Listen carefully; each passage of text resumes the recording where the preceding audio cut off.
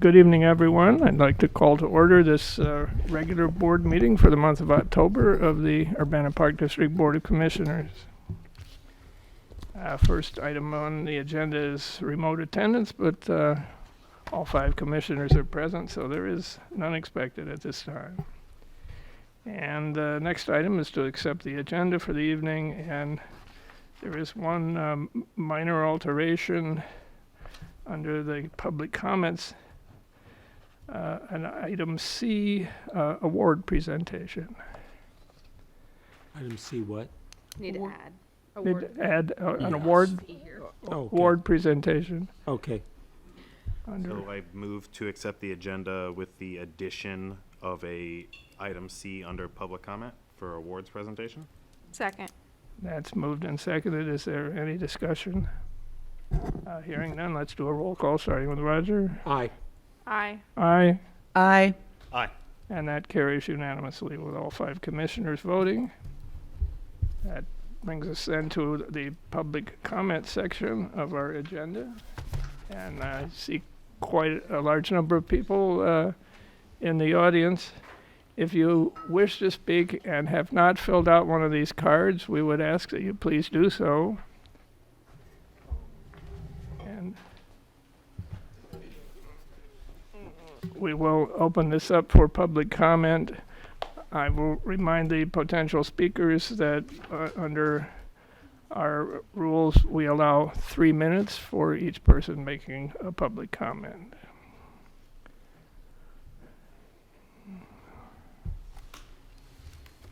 And the first card here is, if I'm getting the name right, Shoshana Bauer, 3702 Summer Sage Drive or Court in Champaign, to speak about Weaver Park.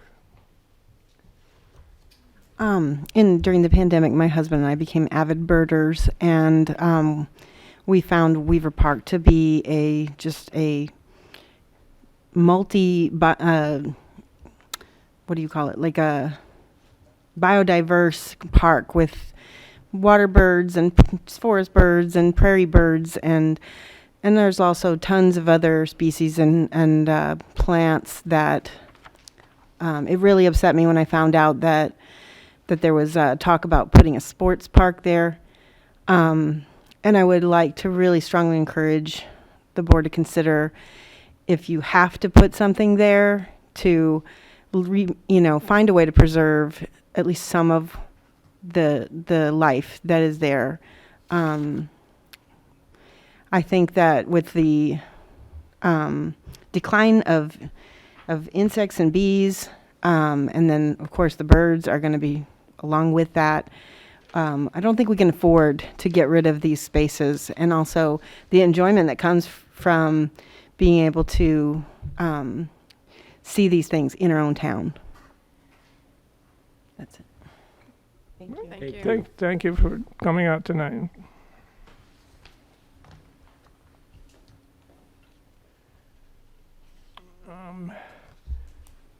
George, well, Hardebeck, is it 307 East Country Club Road in Urbana? Kind of a neighbor here. Yeah, just kind of continuing from the last comment on my own. So part of what I think we need to do is see if there are ways to do recreation around Weaver that are non-intrusive and invasive, and not loud sounds and aggressive activities, and and light. I know there's efforts to try to keep the light out of there, but I don't know that that's like 100%. But I'd say, if we think of like going into a natural area like that, trying to enjoy the wildlife that, really has rare spaces left, we're not going to want to have like, go team, is kind of what, the feeling that happens in a place like that. So the more we can keep that away from the park, the better, even if we have temporary use of some of the mode area for some soccer teams, and try to keep planning towards something that's more compatible.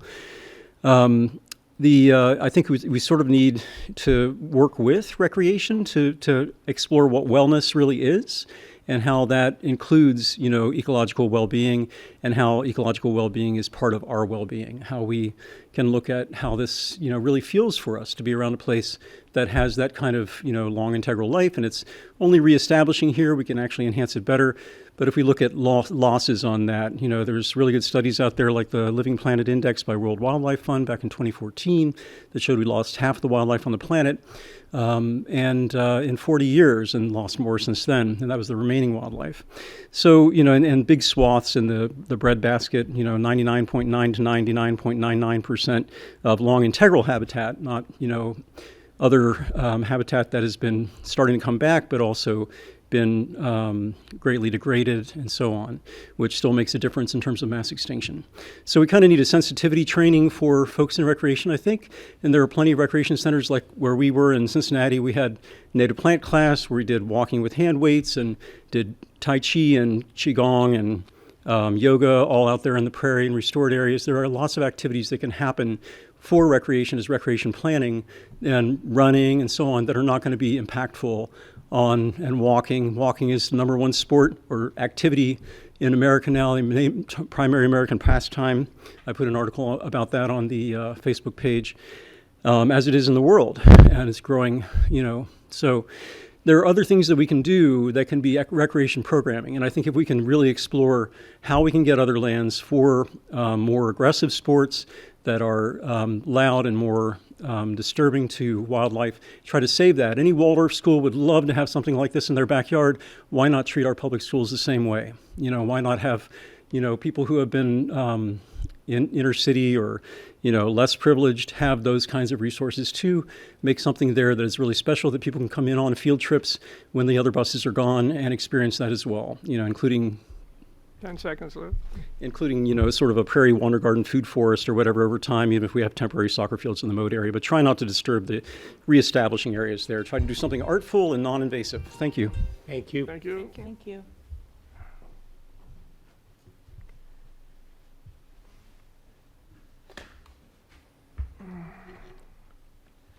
And next is Gail Walden, 306 West Washington, Weaver Park. Hi, I'm a poet who's currently writing about birds, and I found Weaver Park to be a really good place to go. But I came to it, this knowledge late. I was staying in Minneapolis. I had a residency up in a place that had Collegeville, which had a wetlands and trails through it. And when I came back, I found Weaver Park. I'd lived here for 20 years. I didn't know about it. I've appreciated what the Park District does in keeping the natural spaces like Busey Woods and Meadowbrook, although Meadowbrook's getting a little. And Michael Walker just sent our neighborhood some explanation about how this came about and why it's been since 2002. The grant money was given then for specific things, but that was 20 years ago, and climate change and I mean, kids do need sports places, but I'm so worried they're not going to have nature to grow up in. And I would like to see data on whether this is actually, as it is now, stabilized the neighborhood around it. I don't know. I mean, there's a lot I don't know here. I'm also here to research, but I think that this seemed to have happened as a happy kind of accident on its way to something else. And I think there should be some consideration about maybe that's a place to leave it. I know we can't, we're leasing the soccer field. We already do have a baseball field at the junior high and high school. I don't know how many baseball fields a town needs, but it seems to me like around the recreation center, which is good, and I think a lot of the plans for Weaver Park, like a trail for bikes, is good. I think some of it is good. I'm just really concerned about, I have a 100-year-old house. I know if I do one thing to it, I have the oldest toilet in Champaign County, it turns out. I can't fix my plumbing because if I do one thing, I could tear out a whole wall, a whole house. You can't do a lot of stuff with old houses. Same thing with natural places. You change something and try and keep it as it is, and it doesn't go along with you. So thank you. Thank you. Thank you for coming out tonight.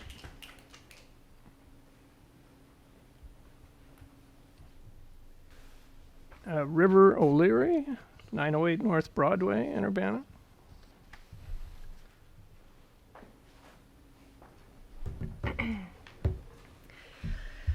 Hello. Oh man. Oh, here we go. So I've lived here since 2013, and I've become an adult here.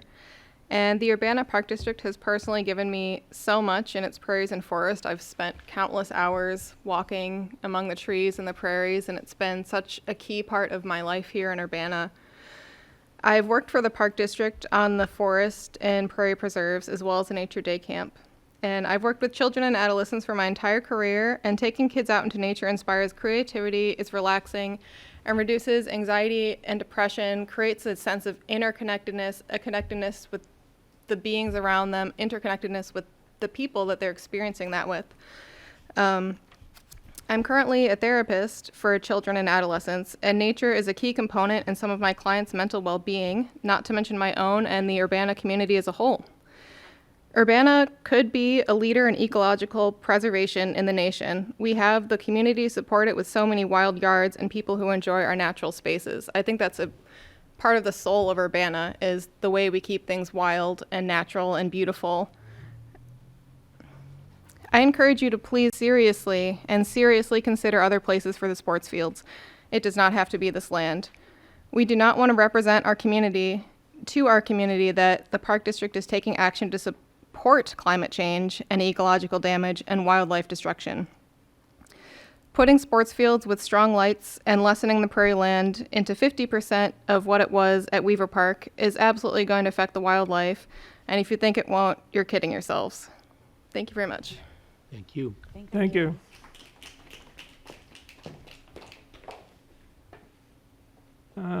Joel Asmas, is that correct? Well, okay, please, please introduce yourself. 304 West Michigan, Urbana. My name is Joel Armas.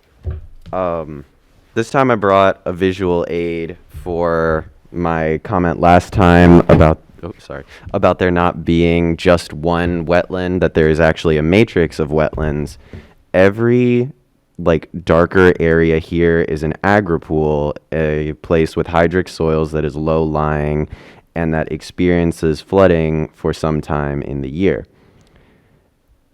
As I understand, this could be a parking lot or a baseball field or a soccer field, and I think there will be a lot of adverse consequences for development on these wetland areas, because prairies extend, in some instances, 30 feet into the soil, delivering atmospheric carbon to the deepest horizons and extending into the aquifer. No other plants do this outside of some of the oldest trees found in the world. Turf grass, when it's mowed, extends about an inch, 2 inches into the soil, and so they are not able to tolerate the amount of rain that storms deliver. There will be flooding, and that will put stress on the restored wetland, which exists over here. Additionally, with increased atmospheric temperatures, there will be an increase in the emission of carbon from the soil, because microorganisms need heat to do their task of digesting carbon. And if you do not have the annual delivering of carbon from the atmosphere to the prairie, that no longer becomes a carbon sink, and that becomes a carbon source. And so by the transition of this park from prairie to sports, you are building a carbon bomb. This will emit massive amounts of carbon. It will require aeration, because turf grasses are very bad at growing on their own. They need aeration. They need fertilizers. and that will negatively impact the area that you're leaving behind. Edge effects have already been mentioned previously. If you core areas of a prairie are the most productive and are the most visited by wildlife, especially grassland and wetland birds, which do not like to have disturbances, loud noises, or the presence of people. When you cut a shape in half, the distance from the center to the distance to the edge is drastically decreased, and you will see a loss of visitation from the rare species that you are taking for granted. You're saying they're only here for migration, and that's it. And so I implore you to have some Thank you. reverence. Thank you. Thank you.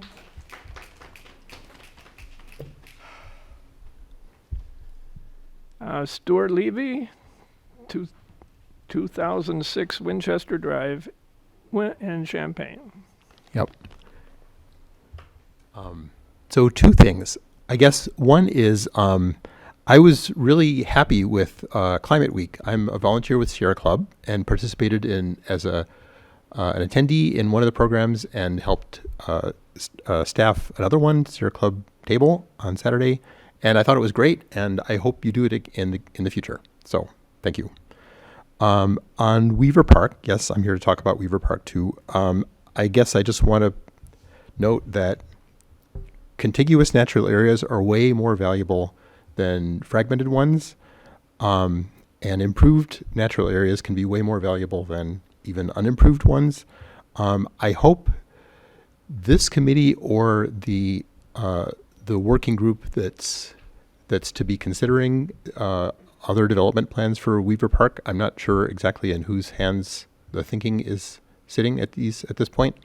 I hope they are looking at Bob Baden's suggestion for how you can get really a lot of what the Park District has planned for this area, but do it much more compactly and retain much more of the existing natural area intact.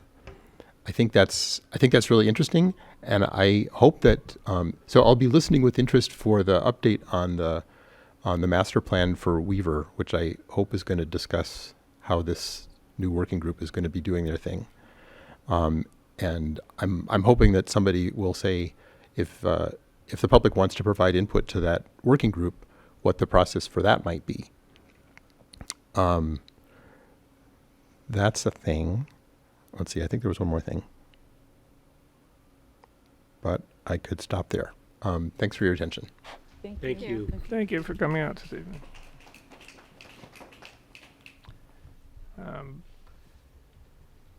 Rachel Gushy, okay, 111 West Park Street.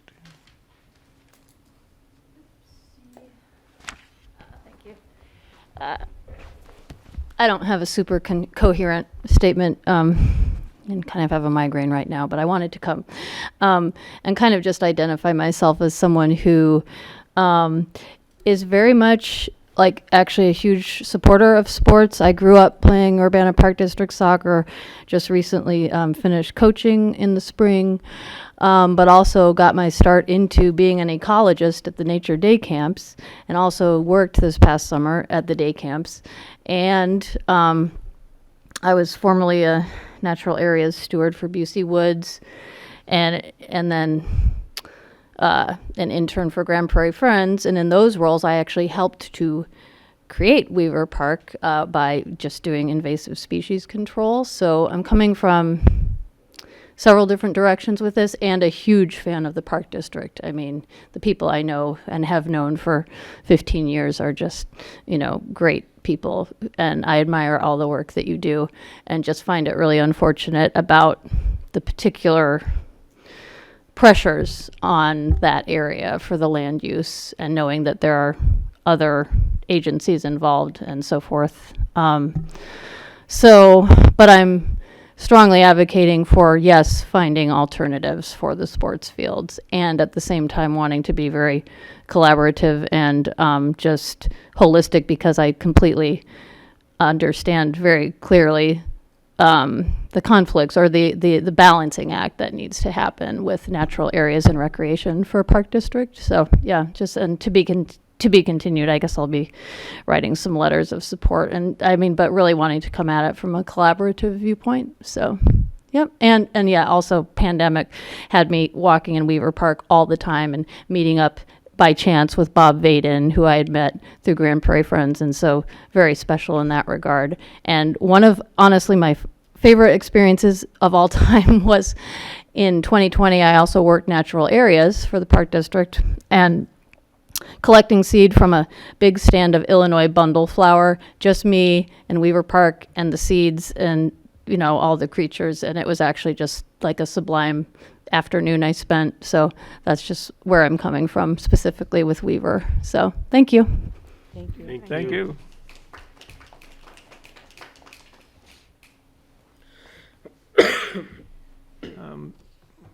Next is Chelsea.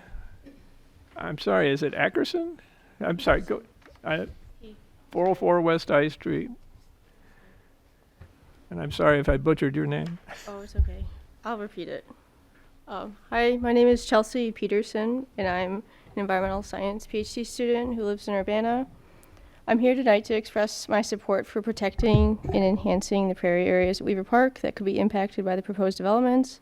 I specifically wanted to second an idea that was proposed by Robert Vaven at the September board meeting, that any plans should expand the buffer area just to the south of the wetland, because that's where the prairie is especially thin, and I think you would want to avoid impacts to the sensitive waterfowl in that area. I also wanted to acknowledge that I appreciate the steps the Park District has already taken in response to the public comments, including distributing flyers, putting up signs, and forming a steering committee. I like the thoughtful new informational signs about the history of the wetland and forested areas, as well as the bench. We're always the first to know what you do out there. Still, it's important that we be patient to fully explore the options for supporting athletics in our community before taking any steps at Weaver. This could include using existing fields in the school district or identifying underutilized areas with turf grass already in the Park District or City of Urbana. Those of us who support conserving Weaver aren't against athletics in any way. In fact, I grew up playing volleyball, so I have to apologize to the soccer fans. So I very much see the value in sports to childhood development and youth engagement. Instead, we want to protect Weaver because we love and enjoy it the way that it is, in addition to recognizing its urgent role in supporting biodiversity, flood mitigation, and carbon sequestration. There was a comment last month that Weaver might just be a drop in a bucket against global crises. However, this view belies ecological science, as well as what we already know based on our experience and observations that Weaver is actively being used by wildlife and people. Beyond that, I know from experience as a climate advocate and environmental scientist that local actions are often the best and sometimes the only thing we can do in the face of global challenges. In some respect, the community response to the plans, those of us here tonight, speaks to the larger need for access to nature and green space close to home due to its relative absence in urban areas. Students in low-income households especially don't always have the time or means to travel to larger forest preserves where they can access and learn about nature and just engage in not passive, but what I would call imaginative recreation. So Weaver could be a wonderful educational resource for the surrounding neighborhoods and Urbana as a whole. So to me, the story of Weaver thus far is actually a tremendous success. I am hopeful that we can put our heads together to keep building upon that. Thank you. Thank you. Thank you. Thank you.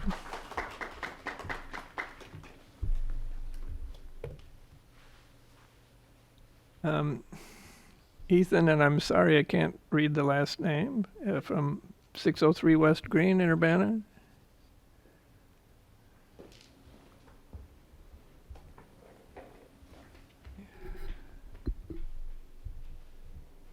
Hello, my name is Ethan, and the last name is Lambert.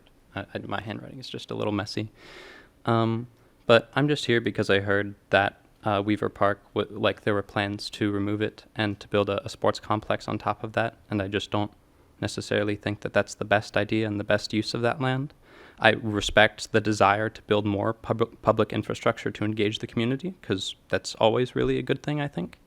And yet, at the same time, I think that as a park district, it's important to consider the ramifications of these development plans of this on this ecology that is dear to us, because it's a defining part of what makes this town beautiful, as everyone before me has said. In Chapter 3 of the Urbana Park District Climate Action, Resilience, Education, and Sustainability Plan, which I imagine you're familiar with, you state that you value biodiversity as well as being a community leader in environmentally responsible behaviors. And I think that removing a wetland that is home to a wide array of plants and animals that are vital to the function of the broader ecosystems of both Illinois and the continent in general, especially when so many have already been destroyed, is not only not in line with what we are determined to uphold as public servants, but it's just negligent and not the best decision that we can make. And as members of our community with the authority and influence to guide the direction of Urbana as you are, I think it's vital that you change your plans to build a sports park over this land that helps keep us resilient in the face of changing climate as well as the loss of biodiversity occurring around the world. Personally, I have no issue with building a sports park, like conceptually at all. I love sports, as everyone else has mentioned. I grew up playing baseball, and I think it's really important to have areas of public infrastructure where we can all come together to, celebrate, being in bodies and being around and just having that access to those spaces. It's necessary for the development of children and for communities. However, I think that you have a responsibility to construct our community infrastructure in a way that does not cause destruction to the life that's already there and supports us and sustains us and creates memories and all of these things. I've learned so much from members of the Park District, and one of them, David, inspired me to pursue an education in ecosystem restoration. And like one of the previous members here, George, said, that there are ways to integrate community wellness into the existing landscape without removing the park that already exists there. So I just wanted to make that known. We're all responsible for the health and well-being of our community and its members and their children and their children's children and everyone else who will precede them or will follow them. Every day we co-create that story and that narrative of how we manage our community. So I think it's just important to choose the story where we take care of the land around us. It's just what I think. Okay. Thank you very much.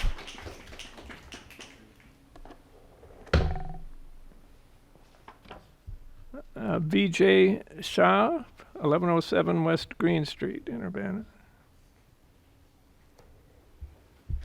All right, good evening, everybody. I assume you all can guess what I'm gonna share some remarks about. I first want to thank all of you for listening to our concerns at the September hearing on Zoom a few weeks back and reconsidering the future of Weaver Park and closing the forum and taking some time to consider some alternate options. I know a lot of us really appreciate that action. We're in a moment of an unimaginable global climate crisis. At a time in history when so little prairie is left, especially in the prairie state of Illinois, and when calls to maintain millennia-old remnant prairies like Bell Bowl in Rockford go unheeded, the Urbana Park District can make a responsible or an irresponsible decision. It's not really enough or doing anyone a service for me to just say, do the right thing or don't be on the wrong side of history, because that's perhaps how you feel too in building a sports park that serves this community's kids. However, many community members have pointed out the fact that some of the Park District's plans are outdated from 2 decades ago, and considering how quickly our climate has been changing in recent years, that's especially true. In the other direction, much of the planning process looks to only possibly 20, 30, 50, or maybe 100 years into the future. But we live in a colonized society, and in this day and age, we, including me, you, all of us, probably almost all of us in this room, aren't taught to think about anything further than us and possibly our children or grandchildren. But even this decision doesn't go that far. What will our children say, and what will many generations of our descendants say, when they know that our community wantonly destroyed a prairie and a thriving ecosystem of mammals, birds, insects, grasses, and microbes who uphold them all, when there were other places to build these facilities that would not require us to sacrifice some of the last slivers of prairie that we're holding on to. While the opinions of the community communicate a real need for these facilities, there are other ways to meet that need, as you've heard from several others before. That doesn't involve sacrificing the little prairie we have left simply out of convenience. Decisions made on the basis of convenience don't serve the best interests of all of us. especially those who couldn't be here at this meeting because they're busy working long hours, doing their best to take care of their kids, who can't be here to tell you how the heat island effect will affect them, how their relatives have passed out from heat stroke, and how they would be affected by the construction process there. You've heard excellent testimony on Zoom and now in person from several members of this community who've closely described the environmental and social benefits that the prairie provides to migratory birds, insects, many other forms of life, and also people like you and me. We need not ruin a beautiful prairie that we have here when there are other places that have already been developed into human-made infrastructure. That's all? 10 seconds left. Okay. What I'll briefly close with is Pokagon Ben Potawatomi in Dowagiac, Michigan, have been working to restore a river valley near there. And their time, that river was straightened. It had unintended effects. And now they're bringing those effects back because when they bring back the insect life, Your the time is birds up, come sir. back. So I urge you to consider the expert words that you've heard from others in this community. Thanks. Thank you for coming out.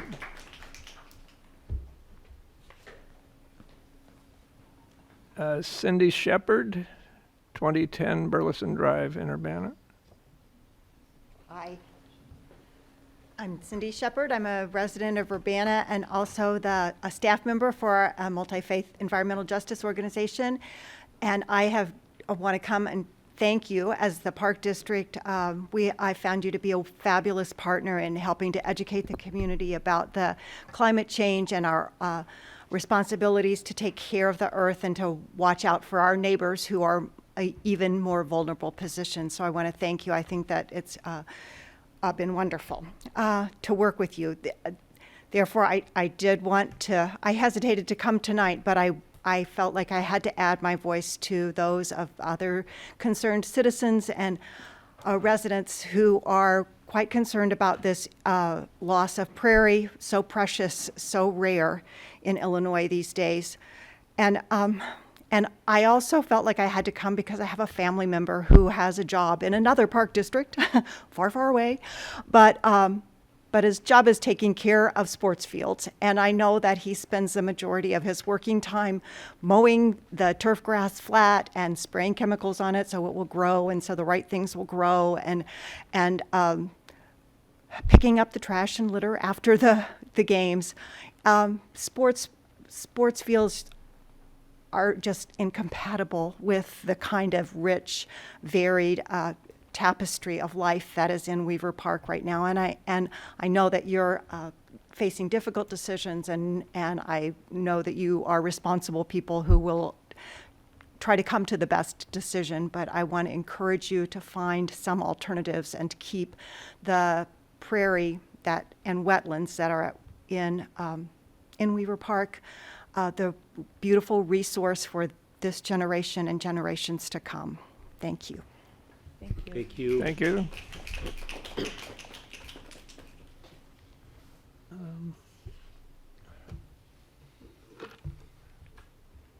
Deanson Zhang, 411 West Green Street.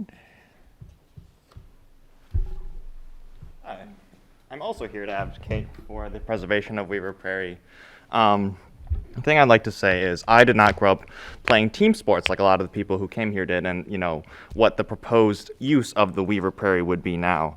I actually grew up running cross country, and the thing I noticed and learned about myself is that the most peaceful times in my life were when I was in the forest reserve and it was just the miles. And that is something that will sorely be missed if you turn Weaver Prairie into ball fields. And of course,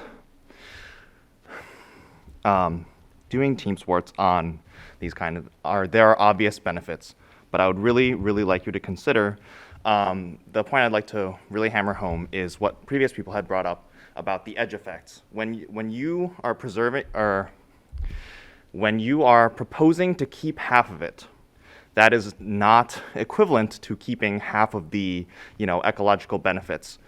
Human activities, especially these kind of ball fields, bleed pollution in the form of light, noise, like chemicals, etc. All these things that will degrade the surrounding wetlands and prairie. And it would be essentially the same as raising the whole thing, which obviously I would not advise you to do. I actually beg you to not do. Thank you. Thank you.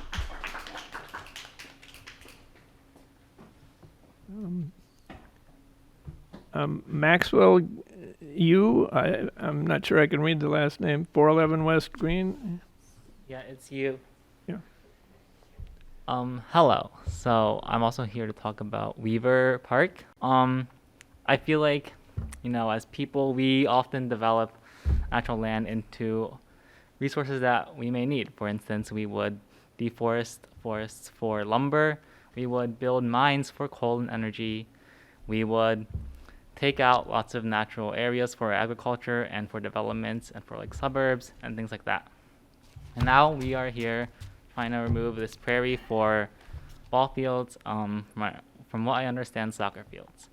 And I think that we have seen enough consequences from what we've done in the past, from climate change to topsoil erosion to the many other negative impacts you see. Like we had the Dust Bowl a long time ago, I actually don't remember when. But these are all things that have occurred, and people have been fighting these for many decades. And I feel like, there's a point where we should consider maybe that this is not the best thing going forward for our communities, for our people, especially into the far future. Another point I'd like to make is that I was actually looking at these plans. These were made 2 decades ago, I believe, and I'm not really sure if this really reflects the needs of the people in the community at the moment. In the first survey you sent out, only 10% of respondents thought that we needed more soccer fields, which is what is going to be placed in Weaver Prairie. In addition, you ran 2 focus groups. One was based on athletics and one on general recreation. If we look at the results of the general recreation focus group, the vast majority of participants asked that we have more natural areas, not less, that we preserve these, potentially even turning some sort of grassland, I think behind one of the schools, into more restored areas. I feel like going forward that this plan will not be suitable for this community and for the people in the far future, and I implore you to think about that as well. Thank you. Thank you. Thank you.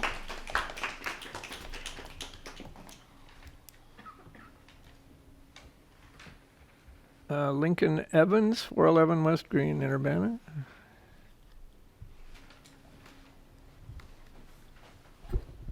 Hello. I don't really want to sit here and try and convince you that native ecosystems are good for us. I really hope that you already know this. What I want to talk more about is when mitigating climate change, it's easy to tell yourself that somebody else is going to take care of it. For this prairie that you take away, maybe someone else will restore more prairie. But what I want to emphasize is that when everyone says that someone else will take care of it, then who's actually doing it? Who's actually preserving these ecosystems that we need in order to live, to support pollinators that pollinate our food crops? So basically, when we're saying that someone else is going to take care of it, this is the bystander effect. And we're talking about setting good examples for the next generations. Why are we going to let ourselves just perpetuate the problem by saying someone else is going to take care of it? Why is it not our time to do something about this? Why is it not our time to be a leader in preserving prairie and restoring these native ecosystems that we've destroyed? The idea that what we're doing here, creating ball fields, is not as bad as it could be. We're leaving half the prairie. Or that even that with the development, so half prairie, half ball fields, that is better than what was there before for the environment, cornfields. It's ignoring the point of actually doing what is good for the environment, for our community, and for the future of this planet and life on this planet. Climate change is real. Destroying prairies is completely adverse to mitigating climate change. Like I said last week, we should be restoring more prairies. We should be creating more ecosystems that support life and not dead ecosystems that we spray herbicides on and mow turf grass. So I'm really asking you again Save Weaver Prairie, and if you're going to send out another survey, let us advocate for saving the prairie. Get a real estimate of how many people want this prairie to be saved. Thank you. Thank you.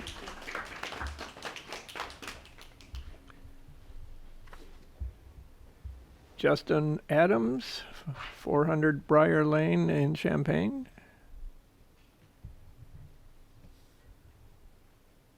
Justin Adams? Well. Oh, I'm sorry. I did not notice the checkbox down at the bottom. My apologies. Is there anyone else here tonight who would like to address the board?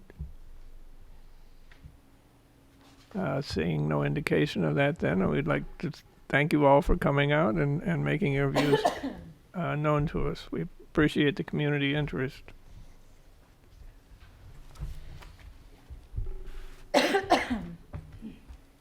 That closes public comment then, and there are no new staff introductions, but an award presentation? Yes.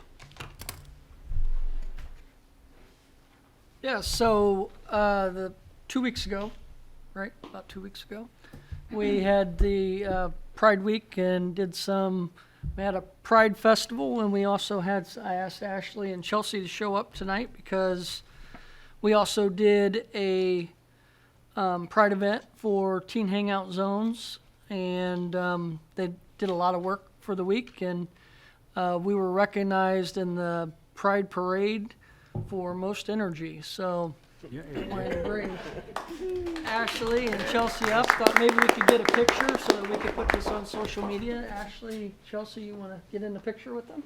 You better be wearing your free dad hugs. But it should have been seen by all, right? It was out there in the public quite a bit. Tim, you want to get up there too? No, you guys go ahead. Okay. I'll take a picture. I'm going to give that to Michael and just kind of stand in the middle. You guys should be holding your award. Yeah, you need to hold Yeah, you guys did all the work. Yeah, you guys did the work. You see? Okay. You ready? 1, 2, 3. One more for good measure. There we go. Thank you. Good job. Thank you all. Wonderful. Should also mention with that, we were at the Pride Fest, we got teamed together with Urbana, the city of Urbana, and so we're kind of one group. So the city's going to have a certificate, take that to give to Bridget. But our energy went together and it worked out really well, and we're talking about what we can do better or together next year. So thank you all. Appreciate it. Thank you. Have a good night. Thank you. Yeah, bye, guys. Okay, next item is the Urbana Park District Advisory Committee report, which was provided in our packet. I don't think we have a representative of UPDAC here tonight. We don't. Were there any questions about the report? Hearing none, let's move on then to our consent agenda. And for those in the audience, both here and at home, the consent agenda is a set of items that we believe to be non-controversial that are presented to the board for action in an omnibus manner. And it is the right of any single commissioner to remove any or all of these items from the consent agenda for separate discussion and action. On the consent agenda this evening are approval of the minutes from the September 5th board study session, the minutes of the September 12th regular board meeting, receipt of the 3 monthly departmental reports, namely administration, planning and operations, and recreation, approval of the monthly paid accounts payable, and action to accept the philanthropy report and gifts listed with gratitude. Do we have a motion to approve the items on the consent agenda in an omnibus fashion? I move to approve all the action items on the consent agenda and accept all the information items listed on the consent agenda in an omnibus manner. Second. That's been moved and seconded, and under the rules of the consent agenda, there's to be no further discussion at this point since nobody has asked for anything to be removed from it. So we'll do a roll call vote here, starting with Cedric at the left. Aye. Aye. Aye. Aye. Aye. And that carries unanimously with all 5 commissioners voting. That takes us to Roman numeral 6, reports, beginning with financial reports. Good evening. Diving right in, we'll start with our revenue and expenditures reports. This report shows receipts and revenues for the prior 12-month period, also listing the budget for the current period and preliminary unaudited results for the past 5 months, month ending September 30th, 2023. Sum 1, this is all funds excluding our capital improvements fund. Revenues for this period, $9,566,356. Noting that we have received just under 91% of our tax monies. Good place to be in. We've received our 4th distribution during the month of September, which was just over $3 million. Expenditures, total expenditures, $4,301,935. This gives us a surplus after 5 months, meaning in excess of revenues over expenditures of $5,264,422. Page 2 is our capital improvement fund. Revenues for the 5 months, $3,026,790. And total expenditures, $1,301,749. Again, revenues are exceeding expenditures, resulting in a surplus of $1,725,041. And sum 3, this is all funds district-wide, noting at the very bottom that our total ending fund balance is $20,959,563. And the remaining summary reports are individual fund reports for our 3 remaining working capital funds, or working funds, general, recreation, and museum. And the last page is the indoor pool UIAC fund. Our next reports, treasurer's report. This is the amount of the cash the district has on a single day on September 30th, 2023. All 25 funds are listed down the left. Where cash is invested is displayed across the top. Investments on this date total $23,403,851.69. Page 2. Top section of this lists all the amounts that we have in interest-bearing accounts. Of that mentioned $23,400,000, total dollars on hand, $16,203,308 is out in investments at varying rates. The bottom section of page 2 is our interfund loans. There is no activity during September. No new activity. And the page 3 is the last section of the treasurer's report. This is listing disbursements for the month of September. This includes vendor payments and payroll. Total of all disbursements, $1,263,691.41. I present to you the treasurer's report for audit. I move to accept the treasurer's report for audit. Second. It's been moved and seconded. Is there any discussion on the point? Hearing none, let's do a roll call, starting with Roger. Aye. Aye. Aye. Aye. And that carries unanimously with all 5 commissioners voting. On to the capital budgets reports. And page 1, 2019A. This capital budget report had no new revenue activity, and under expenditures, $17,000 was expensed to Stark. This was in relation to the Crystal Lake Park Lake Rehab Project. And down below under the health and wellness, it was one total bill for $587,048. This was all expensed to core, but it was broken down between our various and gracious grants.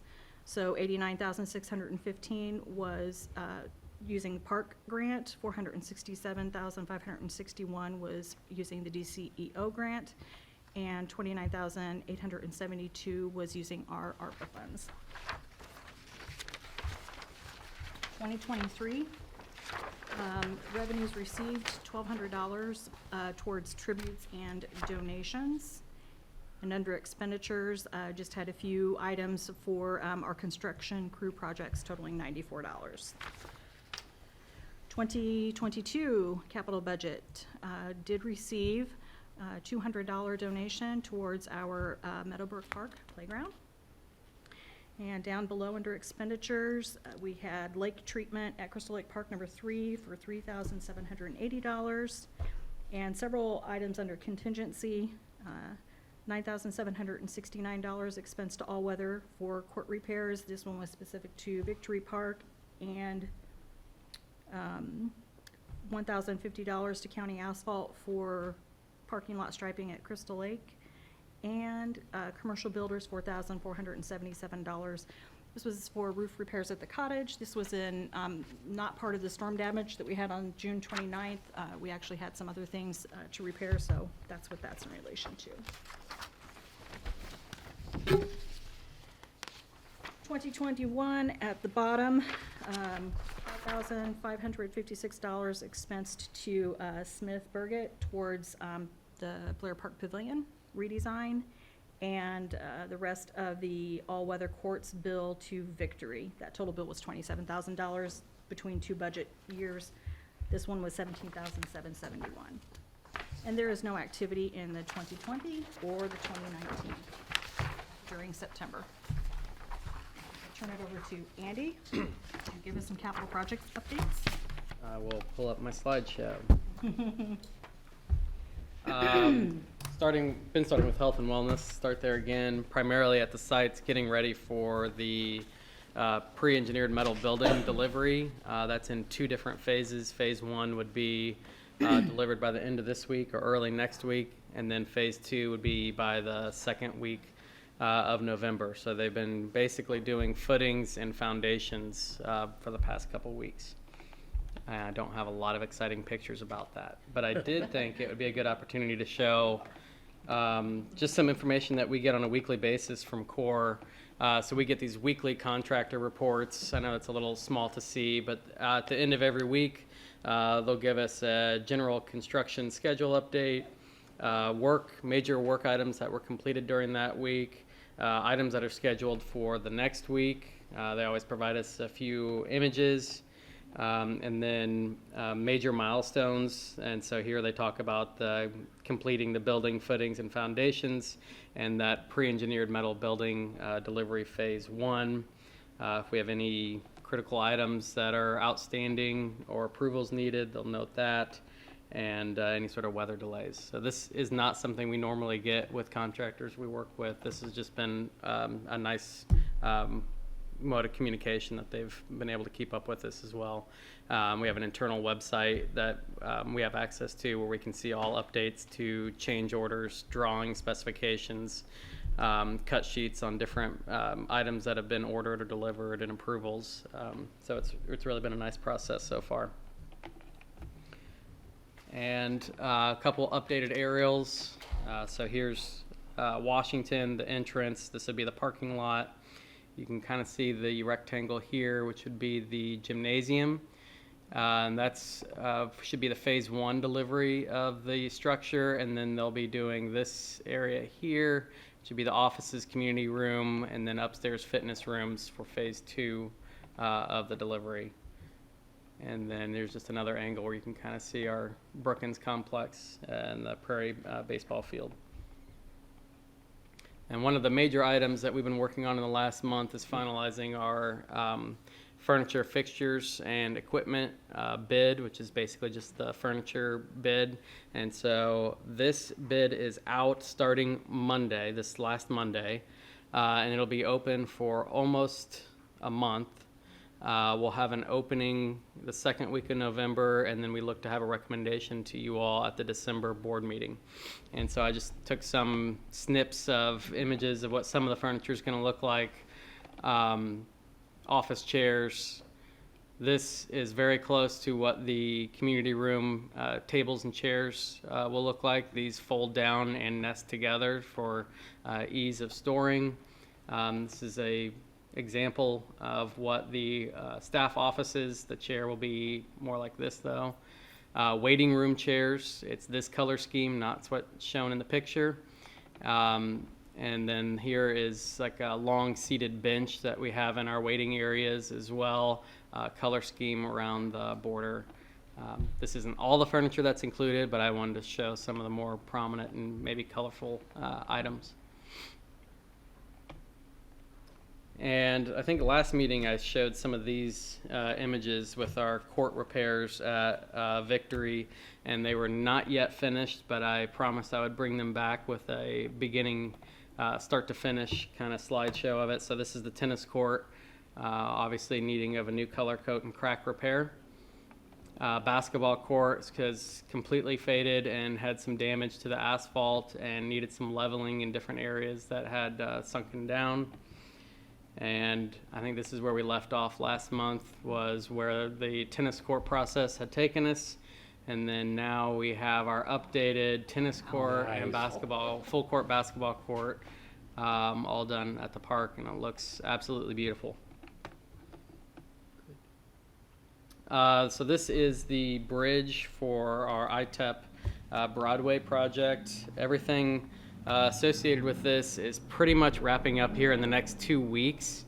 There's one small segment of concrete that still needs to be poured, and that concrete is that area is their construction access for the sanitary district bridge. So they are avoiding pouring that concrete and then immediately driving trucks, big trucks and backhoes over it. And they should be finishing up at the sanitary district interior park side in the next few days, which would then allow them to finish up that concrete pouring. And here's a couple images from both approaches from the north and the south of the bridge. So basically in the next week, it's going to be the concrete, and then there's some striping that's for the crosswalk to cross that Broadway park entrance, and then there's signage that goes on before you get to the bridge and after the bridge to alert pedestrians and vehicles to slow down or stop. And then the week after that, they'll be doing their final grading and seeding, primarily turf, but they do have some disturbed shoreline seed that needs to get done as well, and they cannot start that till after October 15th. Is the concrete where they've been like driving all the equipment? Okay. Yep. And then here's a couple, I think, pretty cool images of the sanitary district project. Old bridge, new bridge, in process of demolition of the old bridge. Here they're doing the concrete walk on the new bridge. So when I say they're waiting to finish the interior park side, it's this type of machinery that they don't want to get over the new concrete. And so they've been doing rock placement around the abutments for the new bridge, and then cleanup and making sure all the debris is removed, and then regrading and rock placement here for the rock toe. And so once they finish with that, they'll be able to pull their equipment out of here, finish our ITEP Broadway portion. Once they finish the ITEP portion, then they will swing back to the Crystal Lake Road portion. They're under a little more of a time crunch with the ITEP project. And so then they can swing back around and finish up on the road side. When I talked to Stark yesterday, they're thinking they could probably be done with the road closure by the end of this week, but it may be early to mid next week, depending on how weather and things move. And hopefully I can zoom in a little bit maybe. So this is, you can maybe see a little bit of a splash. That is the bridge going down, and they had it tethered to their backhoe, and then they are pulling it out, you can see here.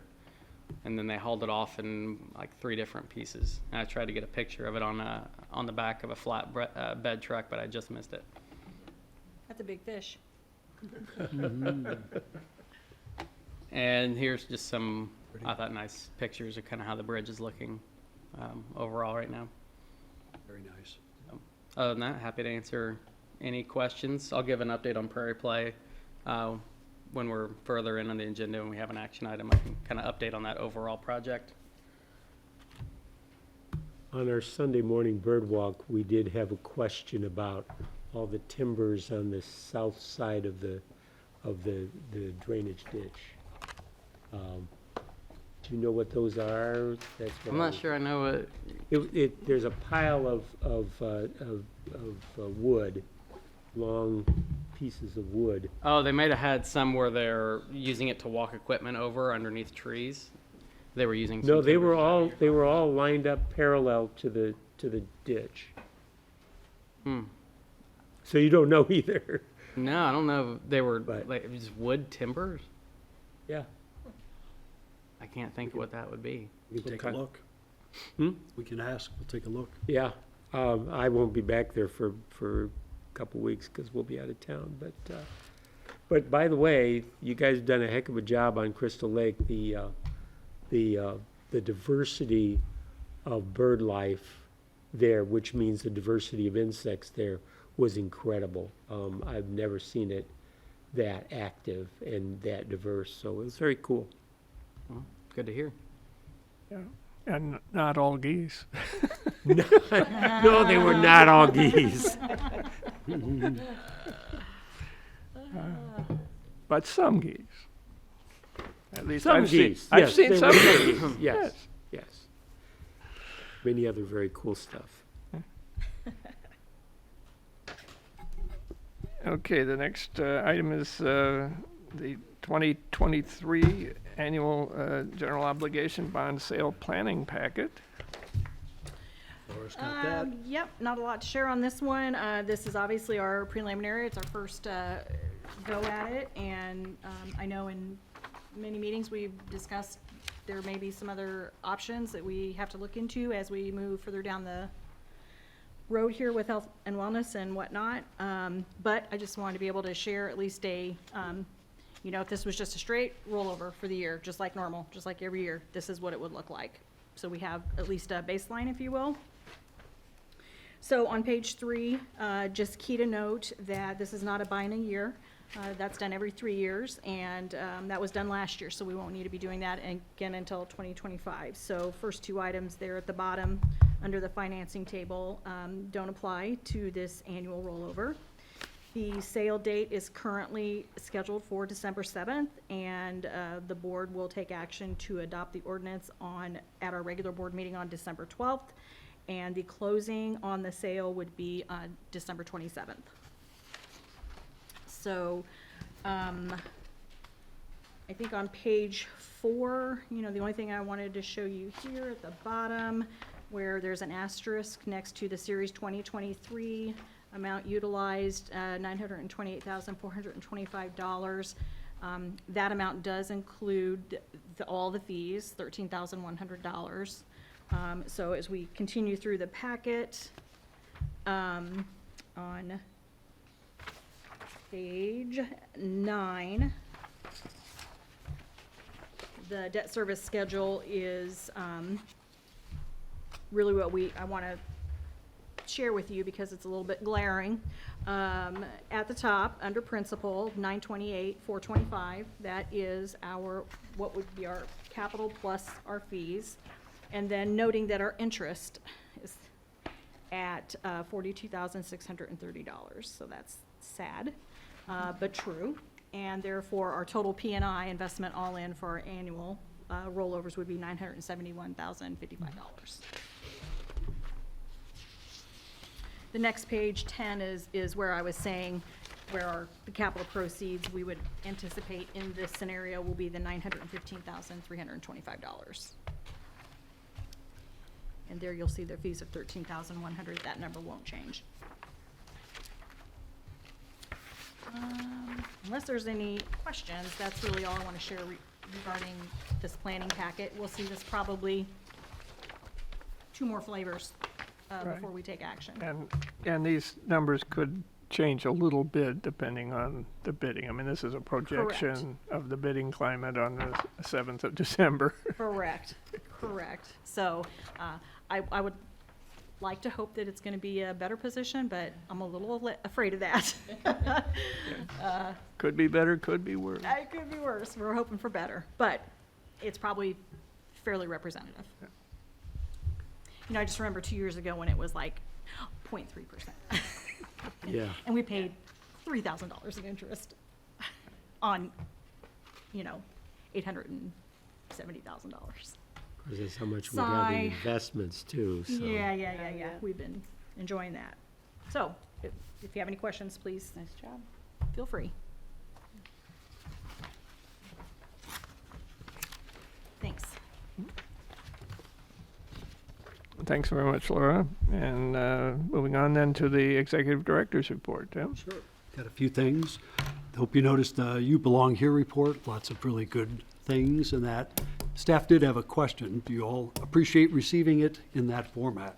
I think when we started this a number of years ago, we talked about hopefully getting to a day where everything we do is You Belong Here, and that maybe it wouldn't have to be called out in any special category. The idea we had is we could incorporate that back into our general reports, but if you would still like to receive it, we can do that, keep it going. We do select different things each month. As you notice, Jazz Walk was included in there. It's definitely a kind of an event that you want everyone to be there for. So it's not something you have to decide right this minute, but be thinking about that. I think that staff's thinking was, you know, it could be a kind of a point of getting to a place where it's about our district and not something we sort of call out, if you know what I'm saying. So I think we're thinking of it more inclusively as we do all of our work, as opposed to, oh, look here, isn't this special? So think about it. We can revisit it later unless you have immediate feelings or directions, but we'll continue it and until we determine we don't. Let's see, the other update, we had this last week, we had sit-down meetings with all 7 of our smaller work groups. I've tried doing that last year. The leadership team sat down with us, and we have a staff retreat coming up November 7th. We'll be at Blair Park for that afternoon, but really thought it'd be good to kind of give staff a chance to, you know, talk a little more, talk about their own work groups, what they have going internally. Certainly talking about wage benefits. We, you know, concerned about mental health, just, you know, staff's been under a lot of pressure and just trying to work through all those issues. So it was really good. We got a lot of good feedback, and I think we have some follow-up items. So I think it was time well spent.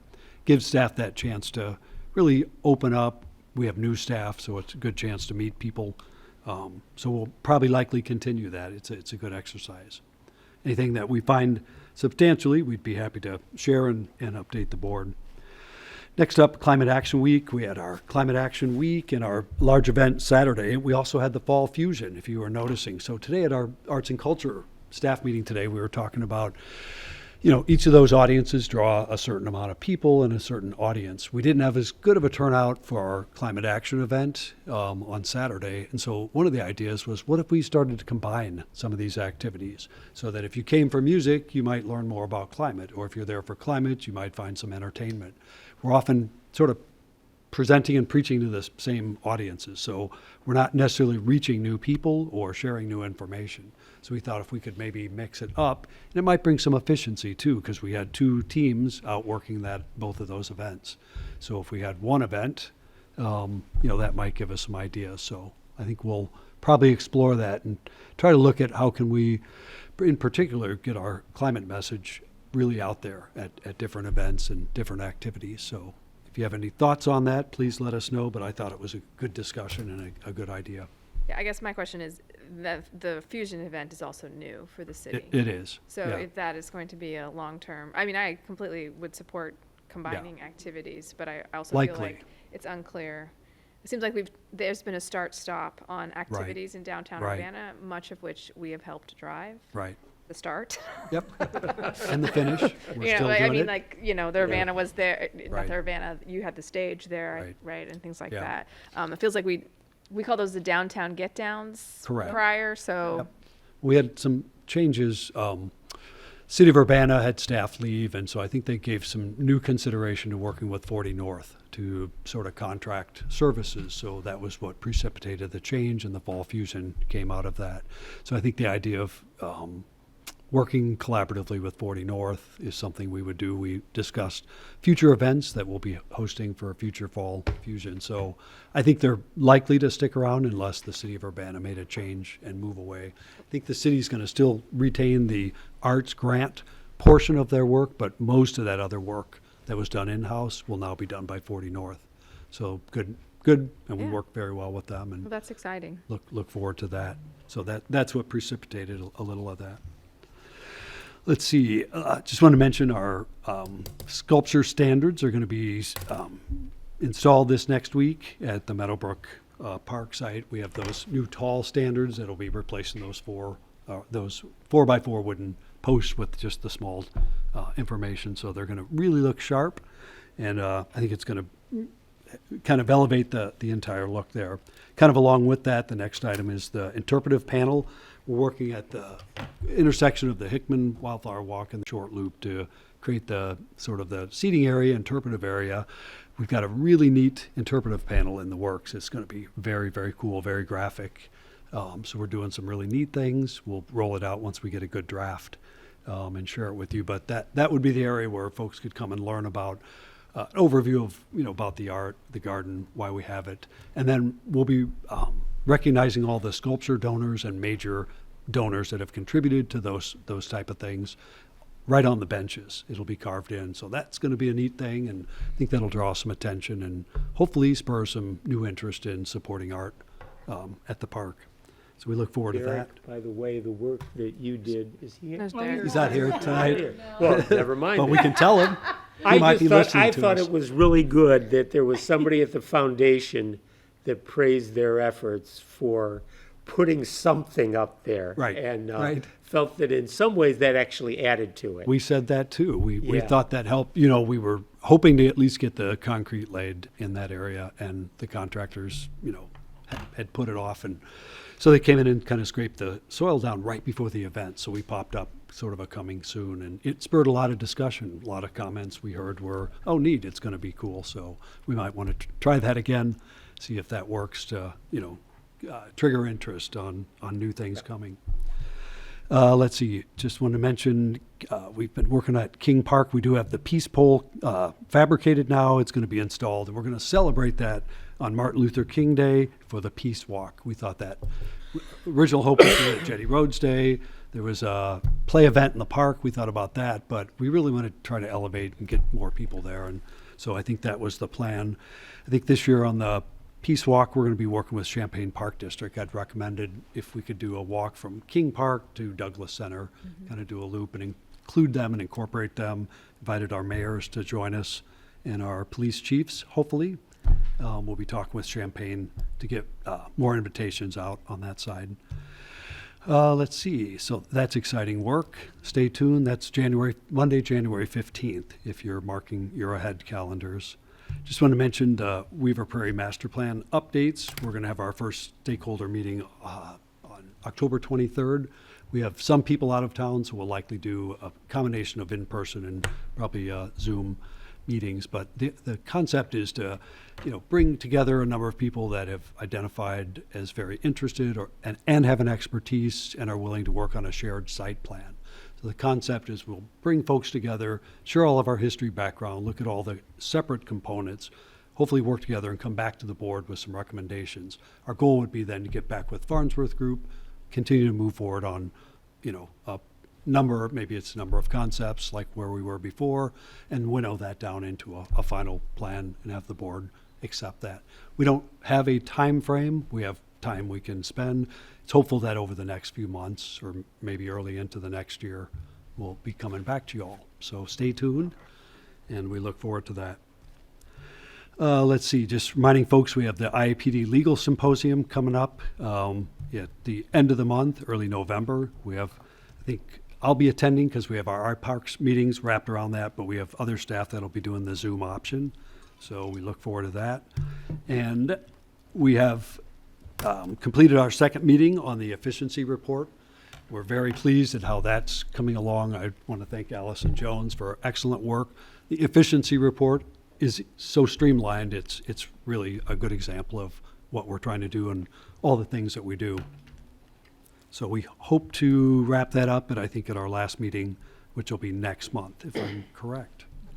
And I can answer any other questions if you have any. That's all I had to report on. Jim, you mentioned the expertise of people on Yes. on that. What are the expertise of the people that are speaking to the natural area We've got situation? I know you have two- environmentalists, bird experts. I think we have some ecologists, folks that have entomology, insect experience, obviously native landscapes, Okay. things like that. And somebody for Planning, design. limnology, Of- wetland. I think we have General. people that can represent that. Okay. And certainly our own staff, experience, at Okay. that site. In addition to neighborhood and, folks that are program-minded and, Right. supporting athletics. And so the goal is, try to go back over our history, look at all the information we've pulled together, kind of determine what's a good mix and what's a good layout based on where we were with our other two options. So I think that's the plan. We'll obviously see how things work out as we get working. And then are we also pulling in the data, what we've learned from working with Monica's group and the underrepresented Yes, survey? I think- Because we've done a lot of work with Yes. that neighborhood and community, and I think, Right. are we linking that information?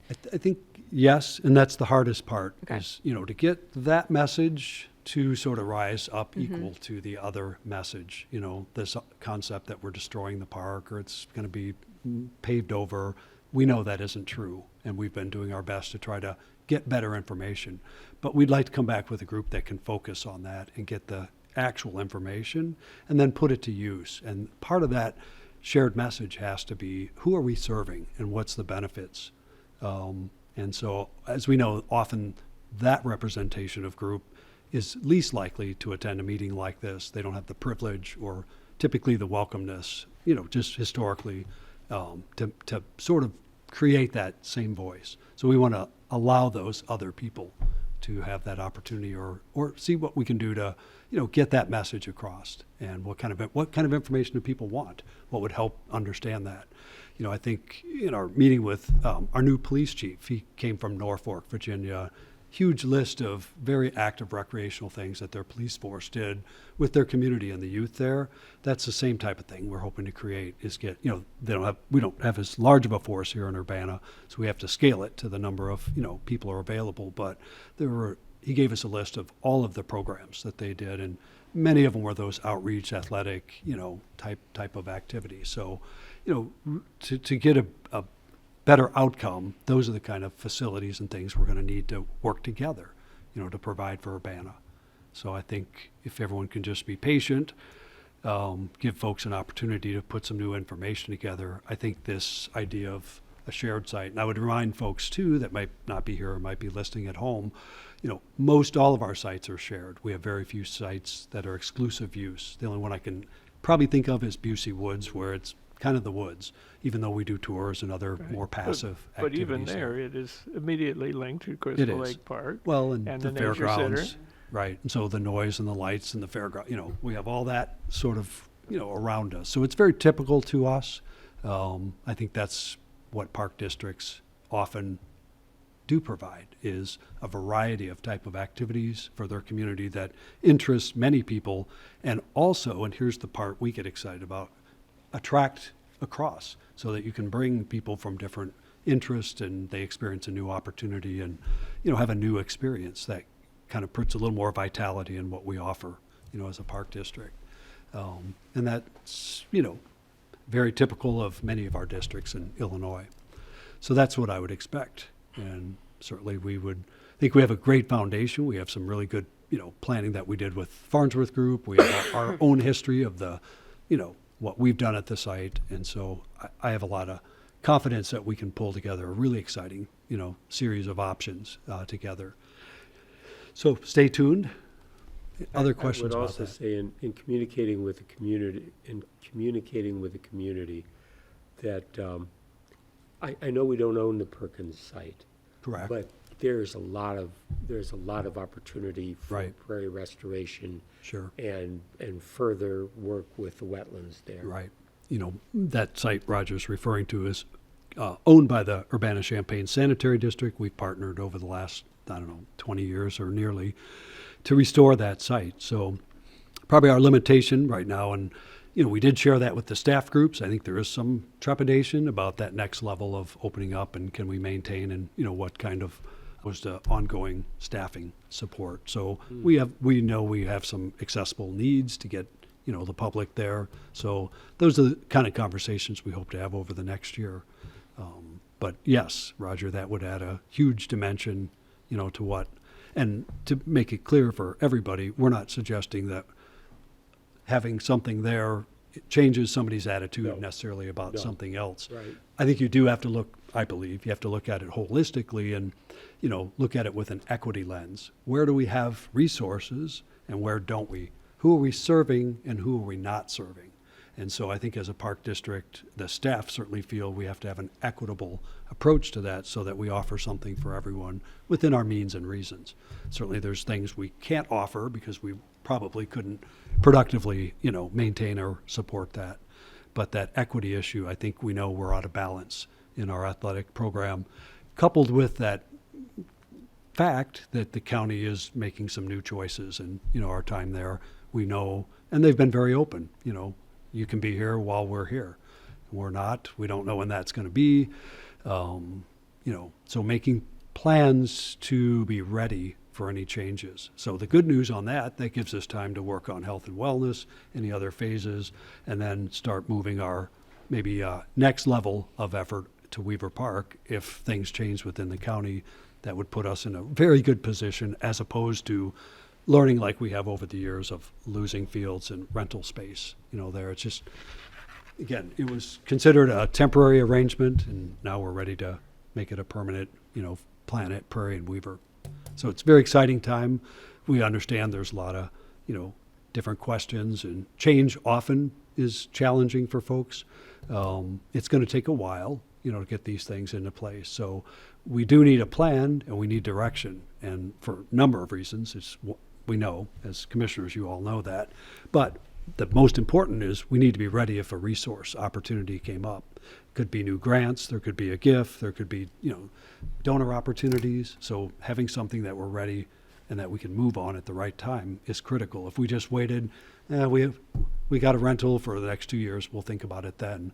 If something happened, to try to buy land or get a plan together or be ready to make a move. So I guess I'm mentioning that's often why most park districts have to buy land, as early as they can, and then often sit on it or do something interimly until they can responsibly develop or operate a site.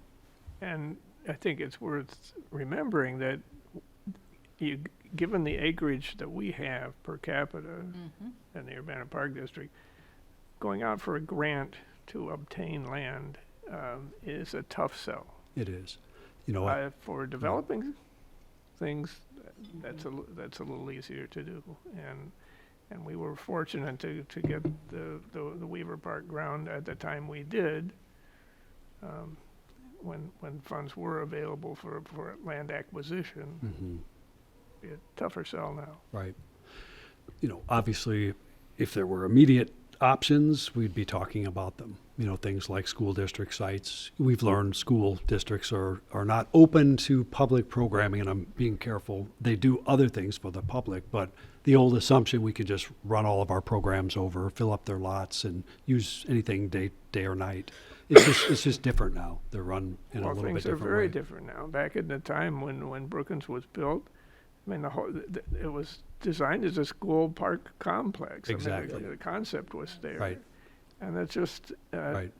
the security worries of the school district, Right. and I certainly don't mean to minimize them, have Absolutely. changed the formula Right. and a great deal. Well, I'd be the first to admit, when the changes started happening a number of years ago, we didn't like it, and it was inconvenient. It basically meant we had to go produce, ball fields or basketball courts or playgrounds in parks that we used to have that park school shared. But Michael's correct, things are different, and we acknowledge that, and so it's most appropriate that we provide other safe places for our patrons to play and not rely on school grounds, which have a different mission. And things are, societally different today. So we're excited. We think the group is excited. I'm sure it'll take some time to go through, all the aspects, but the goal would be to, come together and put together a site plan that we can be proud of. That's also very similar to our other signature parks like Meadowbrook, Crystal Lake, and the hopefully maybe future Perkins Road site, where they're large and comprehensive natural areas incorporated with active recreation or other kinds of community needs and pursuits. So we'll stay tuned, and it's most likely when we have recommendations, we'll come back to the board and provide an update and a presentation. Any other questions about any other areas or programs? Okay, hearing none, moving on to the president's report. Upcoming meetings, UPDAC is on the 24th of October, and I gather they're going to be looking into interpretive exhibits and the Kickapoo Rail Trail. Our study session is on the 7th of November, and recreation programming year in review. Corky will be on the line. Mhm. And then the November 14th, the regular meeting has a whole slew of things, which I won't try to cover, other than the last item, review and discuss projects or charges for UPDAC. It seems like the calendar has changed enough that we ought to be moving that sooner. sooner, yeah. Right. It needs to be either sooner or later. Or have you already really done that? Have you And guys- this is obsolete. I was going to jump in and, we're doing it a little bit different. I think many years ago, we sort of waited for the board to, hey, we want to study this, or we've kind of shifted to where we're pitching topics and looking at every 6 months out, Yeah. and then sort of asking the board and UPDAC, what's of interest. We still call that the charge by the board, once we have an approved list or a schedule, but we can do it any way you all would like to do it, or work within that, committee where we have 2 commissioners working with that team. So let us Well, know.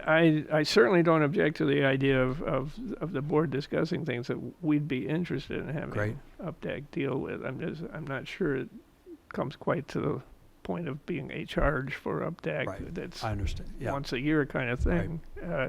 And if it is, it shouldn't be in November. It should be. Nice start. Well, one idea we had, Roughly, yeah. Yeah. This last one was the start meeting. we do usually goals, like at least mid-year, we'll touch base. That may be a time in December. We could also kind of look and see where we are with half the year, what's left going forward, sort of forward loaded, thinking that way, because our programs are probably set, for those number of months. But that's something we could add to that process and just see where we are, any recommendations. Or however else you'd like to do it, but that would be a time we're talking about goals and, achievements and where we want to be. Isn't that something we were talking about addressing with like the kind of annual meeting Yes. things and Kind of these when lists. We want to get back together and, Laura may be really clear. I always, do we do it this month or that month? So kind of doing it together and reassessing what months. And sometimes we, due to different reasons, have to push it back or move it up, but making sure we at least have our annual order of stuff up to date and worded the way we like it. We could certainly do that start that at a study session and bring that information to you all and just kind of review it. Maybe it'll go very quickly and we're all good where we are, but there's probably some tweaks we want to look at. Laura, did you have anything else to add to that discussion on annual or monthly activities? No, I agree with you 100%. I think that, it's been kind of this document and, people have been the same and the process has been the same and, it's just been kind of this thing and, things do change and, some things are required by a certain time. Some things are just be nice if it could be done by this time, but, if it's the next month or, whatever. Right. That's fine too, but, with new people, new staff, it's been was just lots of gonna questions have come yep. out, why are we doing it this way? Why do we, and I think that's a little bit of where we're at. And, I don't think that document will change dramatically, but, I I'm learning, Paul is learning. Right. You know, and we want it to be clear for you people what, you know, for the commissioners, what our agenda is, but know that some things are required to have to be done on this date at this meeting, but some things are a little more fluid. Right. So that's what we're learning. Yeah, UPDAC is not in the state code. We get to Right. choose the dates for Very it. true. Right. Very, It's very just true. really ginormous, like this agenda is Yeah. Yeah. really large. Right. It is. So, We have a- it seems to me that if we could have it, again, sort of a better pacing, Sure. that would Right. make sense, which means if some things can be moved to December or something should come in Right. October, Right. that makes sense. Yeah, probably the obvious things that need to stick together are the financial, Right. the levy type stuff. But for example, the ADA, I just made that, maybe it needs to be there, but, things like that might find a new home. And does that need to be part of a board meeting or a study session?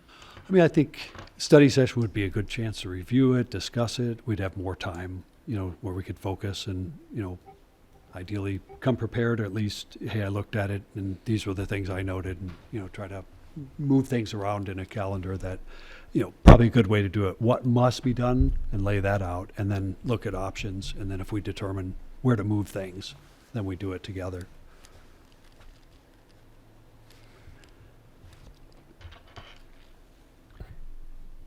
Okay, well, that's all I had, unless there are further questions. If not, then moving on to liaison reports. The Finance Study Group met on the 29th of September, and we're planning to meet again on the 27th of October. What we covered in September is, I think, largely contained in the rest of the agenda here tonight. Those items would just had a preliminary discussion on, so I don't know if anything else to add on that. Policy Study Group We have not met. and not met, and Parks Foundation, Roger. We met yesterday. They have approved table sponsorship for the KRT at Sleepy Creek fundraising event to raise money for KRT. Pass this around. It's November 8th. I have no idea where Sleepy Creek is, but Google does on your map Google finder. does. Oh, very good. It is a little, it's in a remote, I call it remote because, Yeah, it's a Vermilion little County. bit back, but it Vermilion County. Yes, in Vermilion County, which says. it's worth the drive. It's a Yeah. wonderful, Very Yeah, wonderful that's what I hear. facility. Yeah. So anyway, it's an opportunity to support KRT. Second of all, they're having difficulties scheduling both the holiday event, which will probably be earlier than usual rather than closer to Christmas, and the annual meeting, the dinner that we have, will probably be moved towards summer. With both of these, it's difficult finding venue and schedule times, so be aware of that. There was another thing that I wanted to talk about, but, they're selling fence pickets. If you have not bought a fence picket and you would like to do it, but particularly encourage people to buy fence pickets. You can do it. Kathy and I bought a fence picket at the New Meadowbrook playground in honor of our grandchildren, so they're thrilled. They nice. thought we should ship the picket out to Oregon. It's like, no, kids, it doesn't work that way. Anyway, so that's another thing. And then the last thing, they have a new person on their board that may be familiar to many of us. Nancy Del Coleman is going to be serving on the foundation board. So she has some knowledge of the Park District Board, so I think that's good for the foundation and good for us. So that's all I have. Great. Thank you, Roger. And the UPDAC Planning Study Group, nothing, I nothing. so we got some time still before we meet again. Okay. That brings us to Roman numeral 7, old business, action on anything removed from the consent agenda, and that's nil. There was nothing.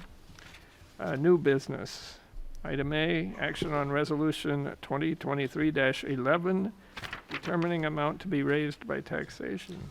It's that time of year again, where time to look at our options here. Laura's done a terrific job on this.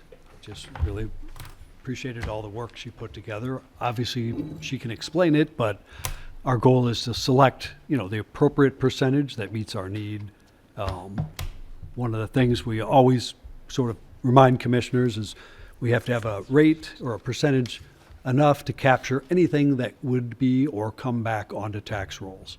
So that's sort of been our evolving question over the years in the black box, and selecting the right percentage and being able to articulate that message as best as we can. With that great setup, Laura, I'll turn it over to you. Perfect, thank you for that. Again, not much to elaborate on there. What was inside your board packet, the worksheet on the back side had, annually, we kind of give three, kind of a, I don't want to say a good, better, best, but maybe a min, median, max, or something like that, right? And typically it's 20, 25, 30% based on what the estimated EAV is that we get from the county clerk's office, right? So, and we have to, factor in the CPI and all the fun stuff, right?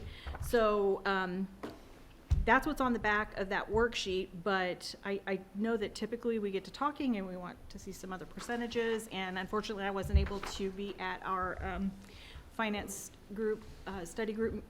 I was on vacation, and so normally that's where we start working up all the different, well, what about, or how about this, or what does this look like? So what I did was I just created a quick little analysis spreadsheet, and in red is the, instead of 20, 25, and 30%, because 30% was just not where we wanted to be. So I backed it up to 15, 20, and 25, and that's in red on the spreadsheet. So that's kind of where our baseline is. And I did present to the finance study group the spreadsheets, and came back and said, well, what does 22% look like? We'd like to keep that total corporate plus special rec right around that 30% mark. Well, that's at 22%. So that's in blue, represented in blue on our spreadsheet. So I just filled in all the rest of the gaps with percentages, 15.5, 16, 16.5, 17, etc. Just so at a glance you could see what dollars we're talking about, or if a percentage is what you prefer to see, we can align there. And really Michael was on point, as usual. That's why he's our president. Keeping that total corp and special rec as close to that 30% mark. This also will cover our the hospitals that Tim alluded to. So for your review, these are the percentages. We can talk about any of them or fill in any gaps. And just to clarify, I mean, yes, we're aiming high here because we have to make this choice with considerable uncertainty. That's what Sure, because is we going won't to get happen. information till April. And the way the laws are written, if we levy one amount and a cataclysmic event in the courts happens, and we're not able then to adjust our levy after the fact in order to do what we would have been able to do if that had happened soon enough for us to have that knowledge. And so we are simply protecting our ability to move into the tax base should the legal choices that are out of our control fall a certain Come way. to fruition, yep. And if you look at the numbers that Laura put together, it said, here's what we levied, here's what we actually got. Right. We're regularly aiming high because of the legal uncertainty that we face, and we have to make our choices before the final numbers are available. I did want to point out, I think it's good news, at the bottom of the, under new business there, it's noted the change in the CPI is 6.5%, and it's capped at 5%. So we haven't seen those kind of numbers in a while. Obviously, we're a capped county, so we don't get that full benefit, but we do get that full 5%. So It was 7% last Wow. levy season, and of course capped at 5, so. Yep. And a reminder, the choice we make is going to end up in the newspaper inside a black box. Right. It's true. right. I did like that in there. We're often one of the first groups, I think, that has ours out there. Often one of the first groups with a black box out there. In fact, I think Laura identified the schedule. Be the first thing I do tomorrow. Right.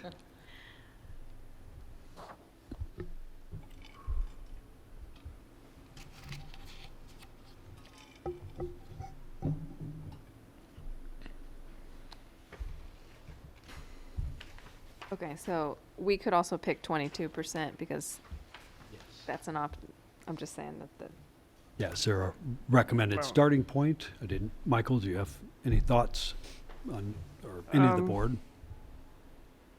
Well, I think it's important psychologically to keep that number under 30% that's appearing in the black box.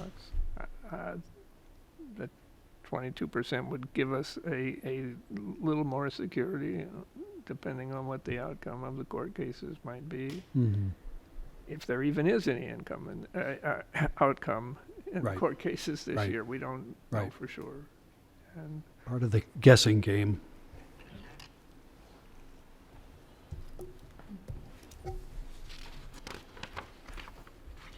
That's what we did last year, was it not? To get as close as we could to 30%. yeah, staying under. Let's stay under it. Yeah, so that, I think 22% would be appropriate. I just want to make sure that the number we need for the motion is 322,251. Yes. Okay. Well, I can move to approve resolution 20-13, sorry, let me redo that. 2023-11, determining the amounts estimated to be necessary for the 2023 levy payable in 2024 upon taxable property is $11,322,251. Second. that's been moved and seconded. Is there any further discussion? Hearing none, we're required to do a roll call vote on this. We'll start with Cedric. Aye. Aye. Aye. Aye. Aye. And that carries unanimously with all 5 commissioners voting. So we got our black box numbers. We have our black box Thank you numbers. all. Thank you for Appreciate this, that. Laura. Yes, thank Yeah. you. Yeah, good. This I helped appreciate to That make was it very You guys more like that, clear. Yeah. Format. I think it's just easier than trying to flip through a spreadsheet, Right. Or Yeah. doing math at the table. Yeah. Review of the preliminary 2024 capital improvement budget, and which is in a somewhat skeletal fashion at this point. It but, is. I think Andy's got an update for us for the review. Yeah, this is kind of yearly process we go through. Our capital project team internally does a review of our full list of capital prioritized projects that are ranked 1 through 5. And then we have a 5-year capital budget, and then we bring to the board a draft for our next year's capital, which will be 2024, in October typically, and then in November we bring it back for an actual approval, recommendation to approve. And so tonight it's really no action. I'm just going to walk through the budget. If you have any questions or comments, feel free to let me know. Our team meets again in a few weeks, and we will take all those comments to make any updates as needed and bring it back to you in November. And so I'm just going to walk down the budget if you have it in front of you. Revenues, we're projecting $972,000. Includes the bond sales, tributes and donations, and ADA projects. In our expenditure section, we have a lot of our regular expenditure lines, the first one being ADA projects. We typically get about $55,000 for capital from that $65,000. The remaining $10,000 will go towards accessible portable toilet expenses and any summer camp counselor aides that we can pay out of from this line. And then we have our regular line for tributes and donations. Cost of issue, it's anticipated to be $13,100. That's for our bond sale.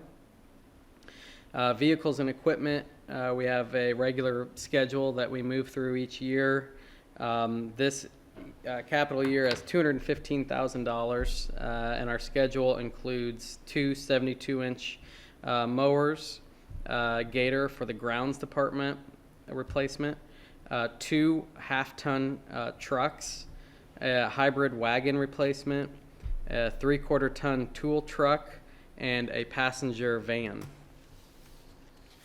And then a couple regular items, hazard tree projects. It used to be emerald ash borer. We've changed it to just hazard tree. When we have any larger kind of contractual tree projects to take over, we'll pay out of here. And then construction crew is our regular $10,000 that we do each year. Technology, we've fluctuated between $10,000 and $20,000 in years past. This year, we're going back to our more typical $20,000 budget line. And this is going to be combined with some earlier capital technology funds, which is going to be applied for a website redesign that the marketing department is beginning to work through now, get in the process to work through for next year, next fall implementation, I believe. Yeah, actually looking at a new host versus American Eagle, going with a new host. So we've got an agreement that goes from October now till October with American Eagle, and then we're going to start the process of. Is that enough money? Because it costs more than that. No. When we did it. So that's going to be combined with previous technology capital years that we right still around have 50 some. grand. Okay. Mm-hmm. I didn't know what the other amount was, because last time it was like at least 25,000 just for the Yeah. website. Yeah, if I well, recall. And that was a while ago. We One haven't- group that we're kind of leaning towards is 45,000. So we've got 50 that we've kind of got set aside, looking at different groups to see which one we end up with. Okay, then we have recreation small equipment. We typically have a recreation small equipment and an operations small equipment line. This year we do have some previous funds built up in operations, so we're just doing the recreation small equipment, or proposing it for next capital year, the regular $5,000 amount. Mechanical replacement, we do each year $10,000, and this gets used as needed for any sort of HVAC, mechanical repairs that come up. If we have older years that still have some funds that haven't been spent, we will usually pull those out of mechanical and drop them into contingency for other projects if they haven't been used.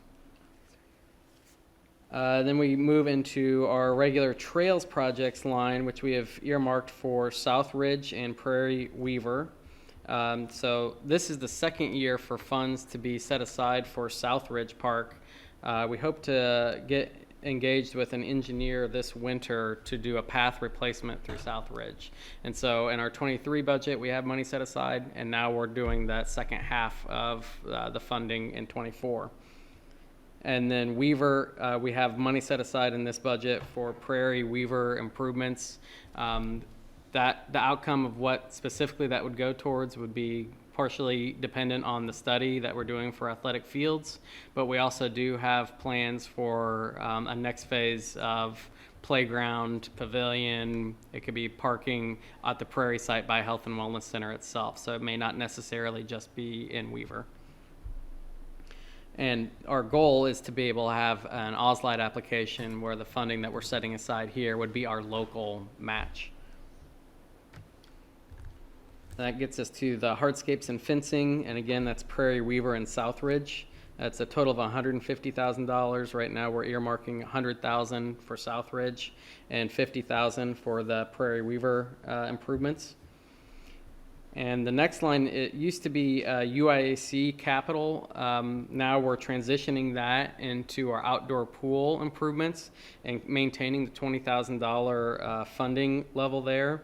And our list of UIAC capital improvements, primarily that have gone through the recent agreement with the indoor pool that we're splitting at a 50-50, is coming out of the English fund. So now we're going to use these funds which have been going to aquatics and moving those to the outdoor pool. So Then we have that's in addition to the R&R. R&R that we've been setting aside. Yep. We're looking at a painting of the slides, the outside of the slides at the outdoor pool Right. this spring is one of the big projects that we're doing. I think that was one of the points of discussion with the UIAC four-year agreement is we really need to start thinking about our owned pool and our assets too. If we were 100% committed to, the school districts, it would probably put that first and then Crystal Lake last. That could find us very quickly in not a good place with a lot of capital deferred projects. So I think this will be a better balance and a little more equitable. And I'm not sure if I already mentioned this one. The $300,000 Prairie Weaver athletic fields could be for any of those amenities associated with those two parks and a future OSLAD grant. And then we have, as part of our process, we also reach out to the recreation core team and have them provide us capital projects that they're seeing, in their day-to-day work at their facilities and with their programs. And one of these items from this year was some new lake house boats. And that's budgeted for $22,000. That's a total of 4 paddle boats. 3 of our existing boats were actually broken last summer, so this will replace those and then provide another one. I believe we're also looking at doing at least one of those as an accessible paddle boat as well. And we had the boats that we've been repairing are fiberglass. So they can be fixed, but it's a very long process, and Denny Zindars has replaced them many a times. But we're gonna go this time with metal bottoms. So if they need to be patched, it's a lot easier to patch a metal bottom versus trying to redo the fiberglass. So our last couple have been metal bottoms. And these are 15, 20-year-old boats that we're replacing. So we've gotten a good life out of them, but it definitely want to make sure, we have all the opportunities for people to be able to utilize them while they're there. They might change their mind if they have to wait an hour to get one. So I would add too, I think the boats, we could look at numbers, but it seems like with the lake improvements, there's more interest in boating. It's more beautiful to be out. I think people always did before, but hopefully we'll see an uptick in that as well. Well, it's different when it's not green. Yeah, It might be easy being green, but right. it's not. Not in a fun. boat, right. I have questions about your next item. Okay. This has been on our prioritized list for a number of years, probably even before, I think it was on the list before I started in this role. And it's for a greenhouse. It's $15,000. And it's a kit that the grounds department has researched that then we would construct ourselves and utilize for seed starts for our annuals and perennials, and then overwintering tropicals. And that is, our plan is to construct that from the kit out at our Hickory storage site. And I'm ready. No, I just mean, are we heating this? Because, a long time ago, right, the better strategy was to have strategic alliances with Yes. greenhouse producers. Right. I just used to work in greenhouses, so, Right. right? This is why. Wow. And so I don't know what it looks like, so just wondering, right? We also have explored, and it's just not an option to contract with somebody locally. I think it would be hard to find space and somebody that would be willing and open. Like Andy said, finding ways to save money, keeping our tropicals, that's things we put out in containers and in, beds and Talking things. about location though, right? What? Are you talking about location or about who's gonna build it? No, I mean, I just, who's gonna heat it? Ah. And it's, I mean, does that include, like, are we heating it? Are these more just polytunnels? Yeah, I think it's more primitive. That we're not gonna have to yeah. heat? Right. Because then heating becomes a Right. different expense. Correct. Yeah. Yeah, it's a pretty fairly simple Okay. Right. Yeah. kit that we just Probably put more together for. seasonal, if you will. I mean, to get you probably through the winter, but our longer term hope is there a way to partner with anybody, or who else needs greenhouse space that we could work, really collaboratively with. We have sites we could host. There may be others. So I know we're in at least a longer discussion. We don't have an answer yet with one of the groups we've been talking with. Does this also mean that, I mean, I guess I had asked also about, so you say like annuals and perennials, what kind? Because Yeah. we also have had conversations about we don't have staff to support Right.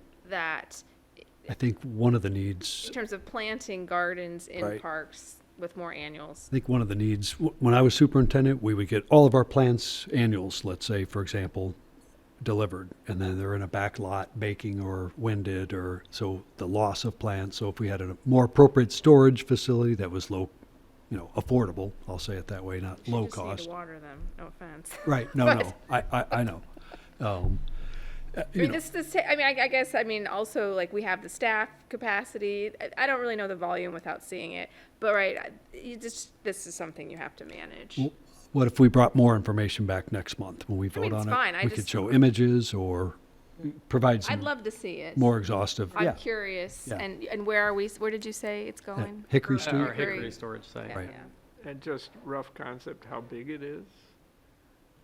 10 by 25. Yeah, I'm picture a Quonset style, Yeah. hut, if you will.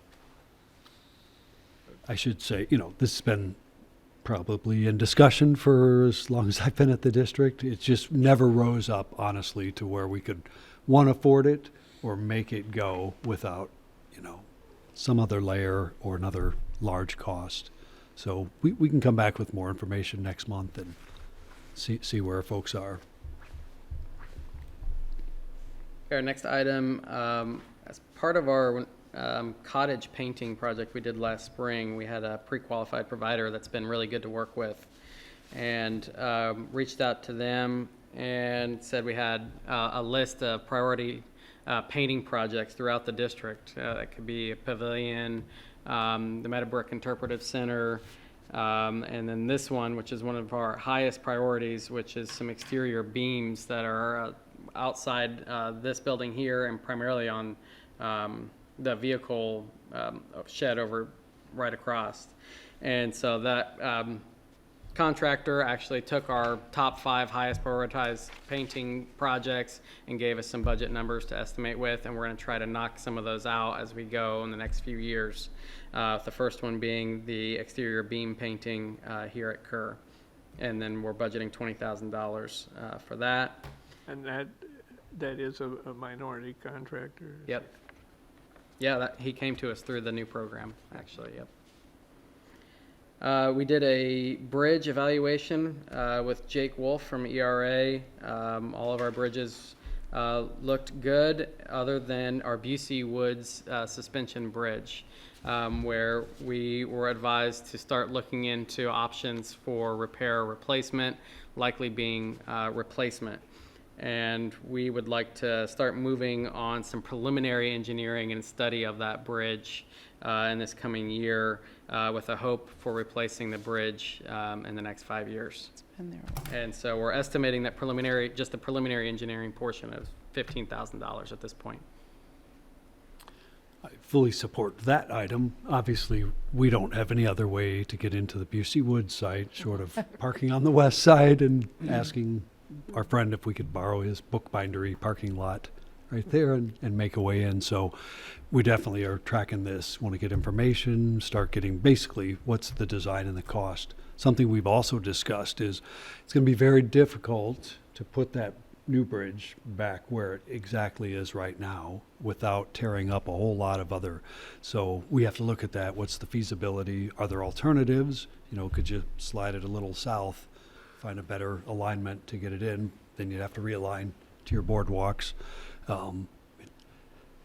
So getting more information early is good. So I'm really interested in the feasibility. How are we going to do that? And what else do we need to budget, that might get disturbed, or stage out? That's where the ramp and the gardens are. And you can we saw the bridge pictures from before. It was a big operation. And so we're very serious about this and getting more information so we can talk about it and plan for it and certainly budget for it.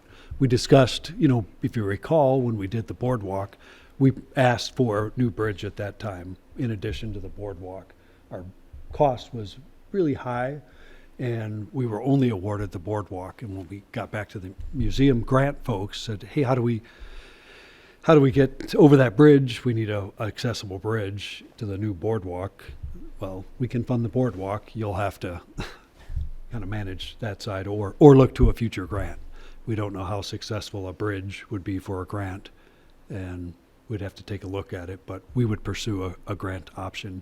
There could be some other legislative options, DCO, we don't know, but probably getting a plan and a number would help us go find the connection.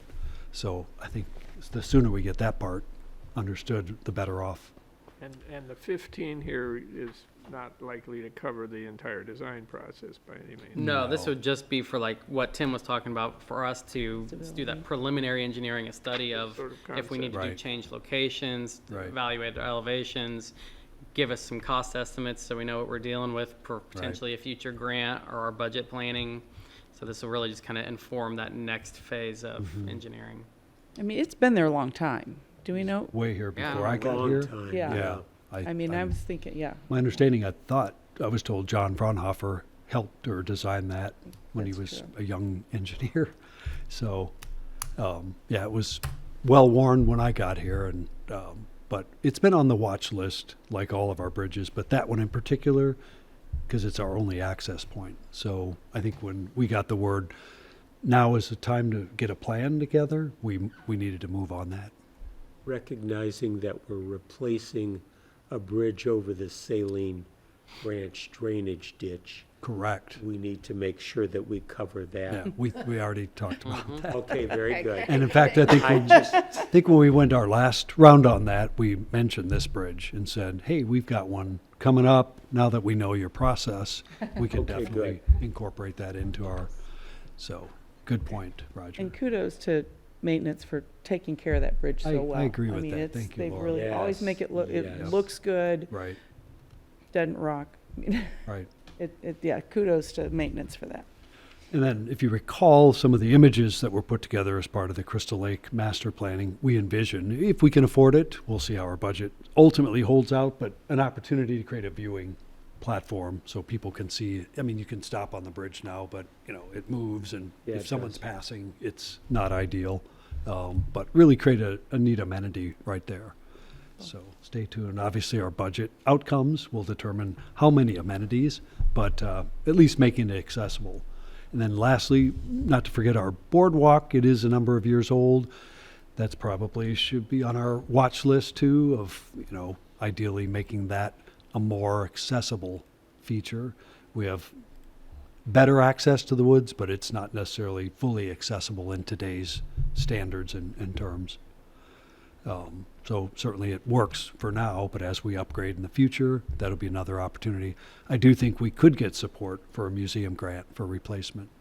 So we'll pursue that as well. Awesome.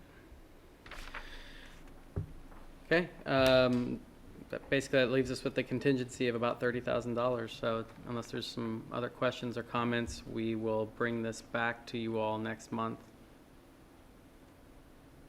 Well, just two quick comments. One is $30,000 isn't very much contingency. I agree. And two, the 895 is probably a little bit low. So, Mm-hmm. but I wouldn't apply that to all these other named Right. things. It might best be. Yeah. I think that'll be going to contingency. Yeah, go from top to bottom, right? I just wanted to clarify, you said, so we have 300,000 for Prairie Weaver. Mm-hmm.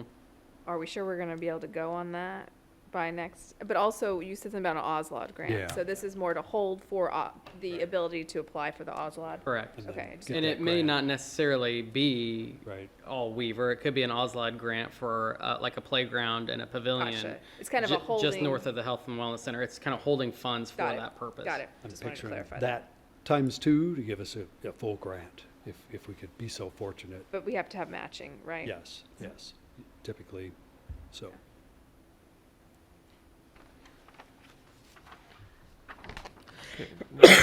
No action required this evening on that Correct. one. Moving on then to the purchase of health and wellness fitness equipment. It's Andy as we go. Yes. So the fitness outreach and wellness department, fitness staff, Corky have been working probably for over a year with different fitness equipment vendors. As we've progressed through design, doing more research on the different companies that are provided, and each sales and vendor person. And basically, when we started getting to the final design and bid last winter, the focus really turned on to the Octane and True fitness equipment. And we have, I think I provided some updated renderings for the revised fitness spaces. So basically that north room is our cardio room, and that center room that used to be group fitness is now more of the strength training. And so we've worked with Midwest Commercial Fitness to look at procuring equipment through the cooperative purchasing Sourcewell contract. And I have the quote attached, and it'll outline every piece of equipment. And also we've included information for our warranties. And we made sure to note that delivery and installation will be agreed upon by the customer. Basically, we will give them a notice to proceed. Kind of one thing that I kept harping on with all of our different sales vendors was we don't want to get stuck where we order the equipment, it's ready for delivery, and now they're showing up and calling us with semis of equipment and our building's not ready. So this makes sure that that equipment will not get delivered and installed until we say our building's ready and you can come in. So we have that included as well. And then, so budget-wise, you can see in the quote, it's $160,759. All of the equipment that we will end up purchasing for the facility does not fall under this. This is what we like for the equipment, the main equipment room in that north and center space. There's other small items like bands, Bozu balls. A lot of those things we purchased for Philips already, so we'll likely start going back to our regular vendors for that kind of stuff and start filling up the rest of our group fitness space and that storage room. This represents the Sourcewell cooperative purchase bid contract for those two main fitness rooms. And then budget-wise, this is not grant related items. This will be pulled from our district bond funds. Just wanted to note that.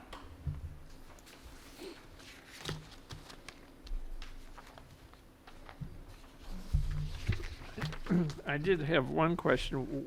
I couldn't figure out where the Octane Fitness indoor cycling bikes are going. I had a dozen of them. Are those shown in the picture, or is that used in some other way? There's one shown, There should just be number 7. No, that's a one. stepper.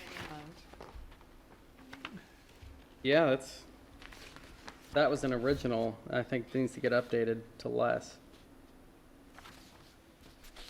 At the stepper? Andy, is that the stepper that kind of goes up? The indoor cycling bike, I think that's where you sit. It's number 7, I believe. It says a stepper. 7's in here. Octane, recumbent stepper. But But there's 12 yeah. There's no space for 12 bikes. No. Another typo? That's what I'm wondering, because we've never asked for 12 I see 2. Yeah, well, it's The price reflects the price 12. reflects 12. Yeah. Oh, I can check on that. Yeah.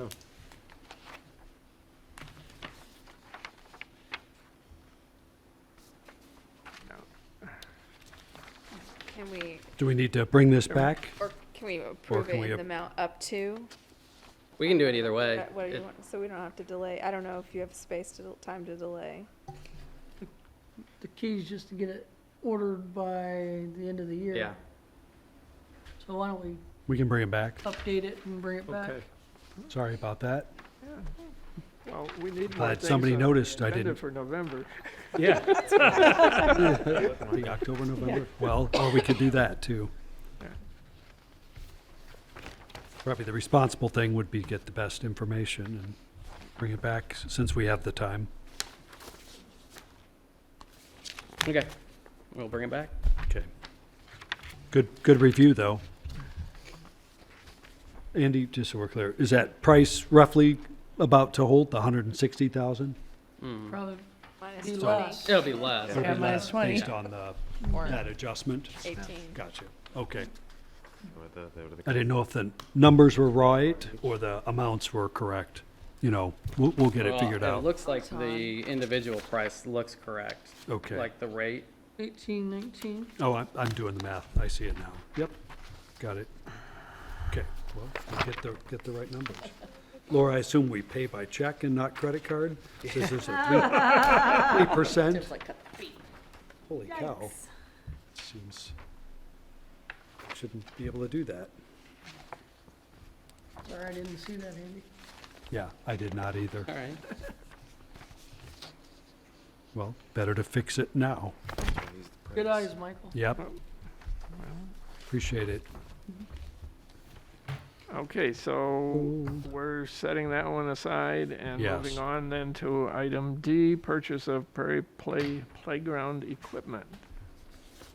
Okay, and I said I would give a brief project update as well. We did have our 75% design review 2 weeks ago, finalizing color options and putting together quotes for all of our play equipment.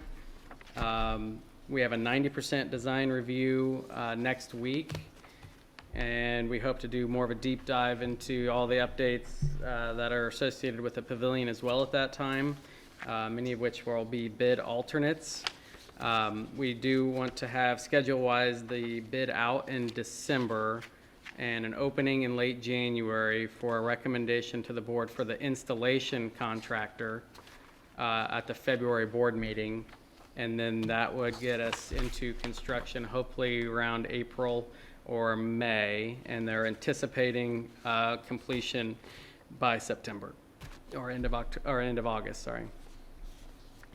So that kind of gets us, that's the installation contractor's contract for all the work associated with the pavilion upgrades. And then they will take the possession of the playground equipment that we pre-order. And we're wanting to pre-order this playground equipment because we have a 5 to 6 month lead time from when we order it to when it'll be ready to get delivered.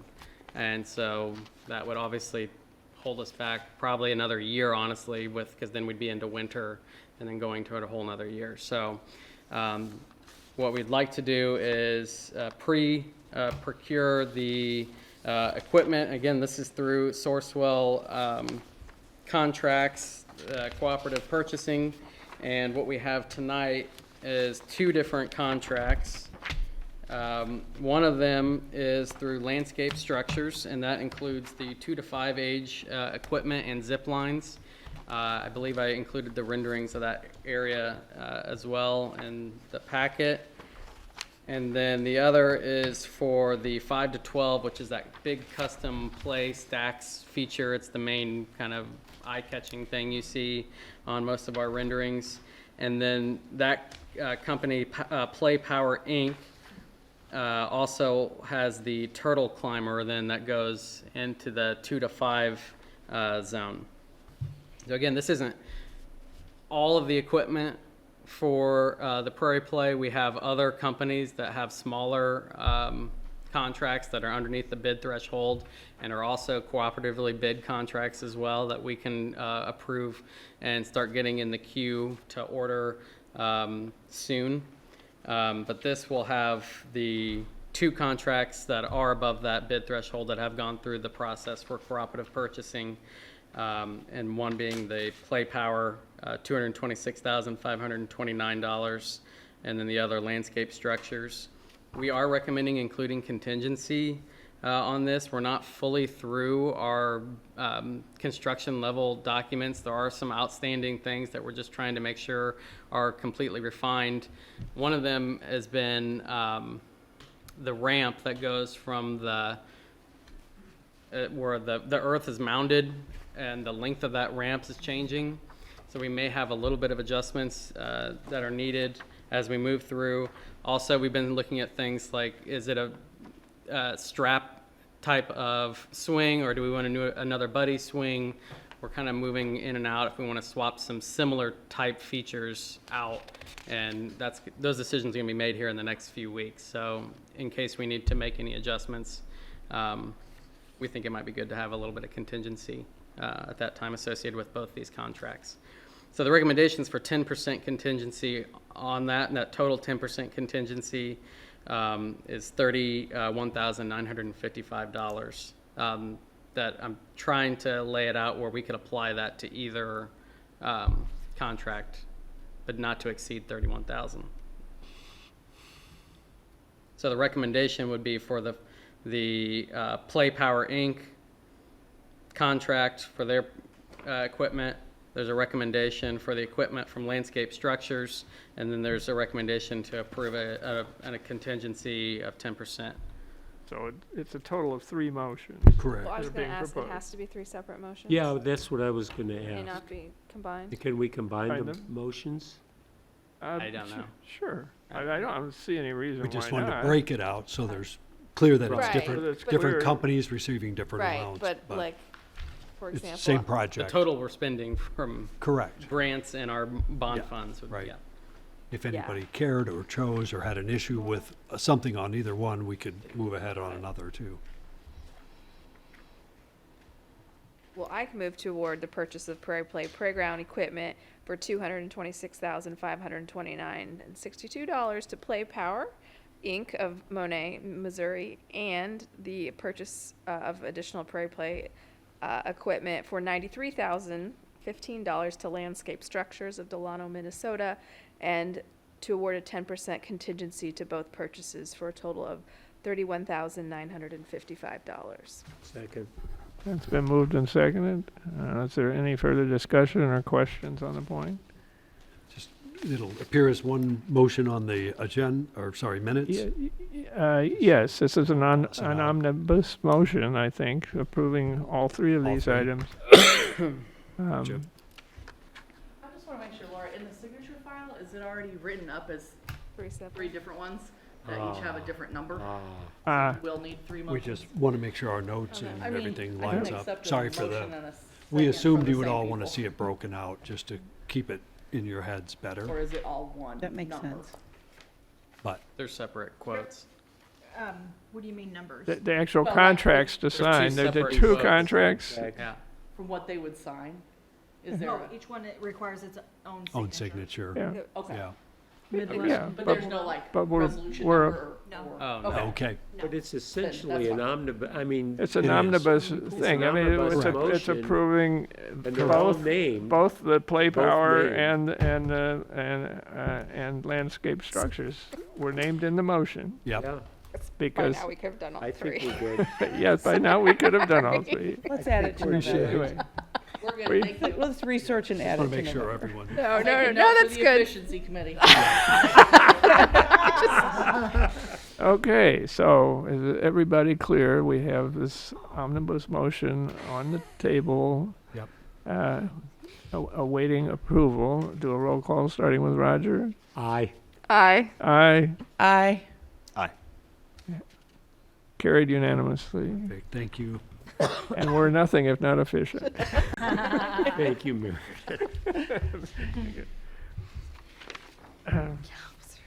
Okay. And now, moving on to item E, approval of bid for the UIAC slide tower replacement. Excited about that too. Long time coming. So I think I had mentioned before, we had a list of capital projects that were as part of that recent indoor agreement. This is the largest of those projects to be included and split at a 50-50 funding level between the school district and park district. And it's to replace the slide tower, which is original to the building. And has seen, I think I showed last month as well, some pictures on the screen of the rusting and staining, corrosion that we're seeing throughout for a number of years, to the point where we even took quite a substantial repainting effort about 4 or 5 years ago. And we're still seeing the same issues again. So what we're looking to do is a full replacement with a more corrosion resistant material, which is hot dipped galvanized, and then it will have a powder coated finish. And we worked with Splashtacular to get some information and estimates, as well as Councilman Hunsaker, who's been our aquatics consultant for a number of years on a number of different items, and put out a bid, and we included 2 alternates. One was for the inclusion of fiberglass railings, and then alternate 2 was to add in the drop slide into the competition pool. So the base had a single slide into the leisure pool. Alternate 2 was to add the other drop slide that's currently existing into the competition pool. The bid was let on August 30th. We had 3 companies reach out to obtain the bid package, and 1 company bid, which wasn't a big surprise. This foundation and footings were set for their structure, so a lot of other companies wouldn't really be interested in trying to mix and match and figure out how to attach to someone else's spec. But that being said, we did reach back out to Councilman Hunsaker to verify pricing that they're seeing on their projects, and also as just a reference check on Splashtacular in their recent work. And Councilman Hunsaker verified both accounts. That's their go-to slide manufacturer that they use when they're designing new projects still to this day. And then also got some references from similar slide towers that have the same hot dip galvanized material that have been in existence for over 10 years, one of which is the YMCA here in Champaign, and both them and the Croc Center up north were happy with how their slide towers have performed. What was a little unexpected was that the fiberglass handrails came in almost 150 to 200% higher than what our estimate was, and I thought there was a typo on their bid sheet, and we called out to the company, and they verified that apparently the cost in resin right now is through the roof, and it's completely blown all their budgets out for fiberglass material. So I think that was our priority alternate. Now we'd like to be able to fit in adding that additional drop slide and rejecting that alternate 1. The handrails that are at those other sites are not the fiberglass handrails, and the company feels pretty confident that the handrails that we're providing, that will be that hot dip galvanized steel, will perform well for us, just like the rest of the structure. And this was approved through the joint management team. So school district voted, and our management team here for the park district to approve the base bid and that alternate 2. And that is a total project cost of $299,406 base bid plus alternate 2. And we're recommending a 10% contingency, $29,940.60. That brings the total to $329,346.60, which would then be split 50-50 Park District, School District. Our end coming from the English Fund, and that's broken out $164,673.30 per entity. And schedule-wise, this is something we'll get ordered in contract this winter, but the work would be performed during the shutdown next summer. The actual installation. Yeah, correct. I move to award the base bid and alternate number 2 of the Urbana Indoor Aquatic Center Slide Tower Replacement Project in the amount of $299,406 and then include a 10% contingency of $29,940.60 to Splashtacular LLC of Paola, Kansas. I second that. That's been moved and seconded. Is there any further discussion or questions? Hearing none, let's do a roll call, starting with Cedric. Aye. Aye. Aye. Aye. Aye. Okay. Have let another contract. There was no new business removed from the consent agenda, so we're down to Roman numeral 9, comments from commissioners. I have a comment. One, when we have, or I guess more of a question, I guess, the recreation report next month, will we also talk about how things are going with the pool under our current the indoor aquatic center? Yes. Okay, great. It'll be. I mean, it's only actually seems partial. a month early to me, but we can still be ready, but. Or just to talk about how things are going. I'm getting some feedback from community members that, they're disappointed about things. I continue to try to explain the situation, so I think it would be helpful to just have a review where are we at. Right, the lack of weekends and evenings are the biggest pieces of things that continue to come back to me. What I do in that report is I have the managers come and they'll do bullet points for the year. I'll add that on to make sure that we bring the indoor into the discussion a little more. Yeah, I think what would help is to sort of identify what the actual usage is, right? Even with the current lap swim times, I don't think it's really hard to communicate, and this goes to going to be my second point, like the value of the pool, but also the value of what we're expending, right, in terms of both budgets. And so I think just sort of reiterating that. I don't think that group is going to be super cranky, but there's just disappointment, honestly. Sure. Yeah. Right. The other piece is just to, again, sort of what we're seeing, and I think that we really, as a district, need to think about our communication strategy in general, because we have some, right? We continue to see passionate individuals who have misinformation, right, about what's going on. And so also Meadowbrook, to me, I feel like I know we had this, the community designed this, but when it comes down in the summer, there's going to be it's going to be a gap. And so, in terms of what we offer, so I just think we need to think about what our communication strategy is to sort of get ahead of things so that we don't, mostly to sort of show the community we're not letting you down, but we're in fact in a really robust building phase. And it's hard to do. Absolutely. Open to any suggestions. It's going to be amazing. We started 2 years ago. Maybe we just mismanaged the whole message. Yeah, I don't know. I think staff's kind of frustrated because we're putting out the message. We're doing everything. We're doing it better than everybody else. So we're just frustrated. Comments I heard about Weaver in particular was, we know, we don't care. We want it this way. So, that's hard to message over. But I can message. But if you listen to some of the remarks, they were much different than what we're actually doing. Right. And they're moderating now, too, I think. It is, numbers of people but are I was still saying. surprised at how many people brought to us their objections to things that we're not doing. Right. And I'm not sure.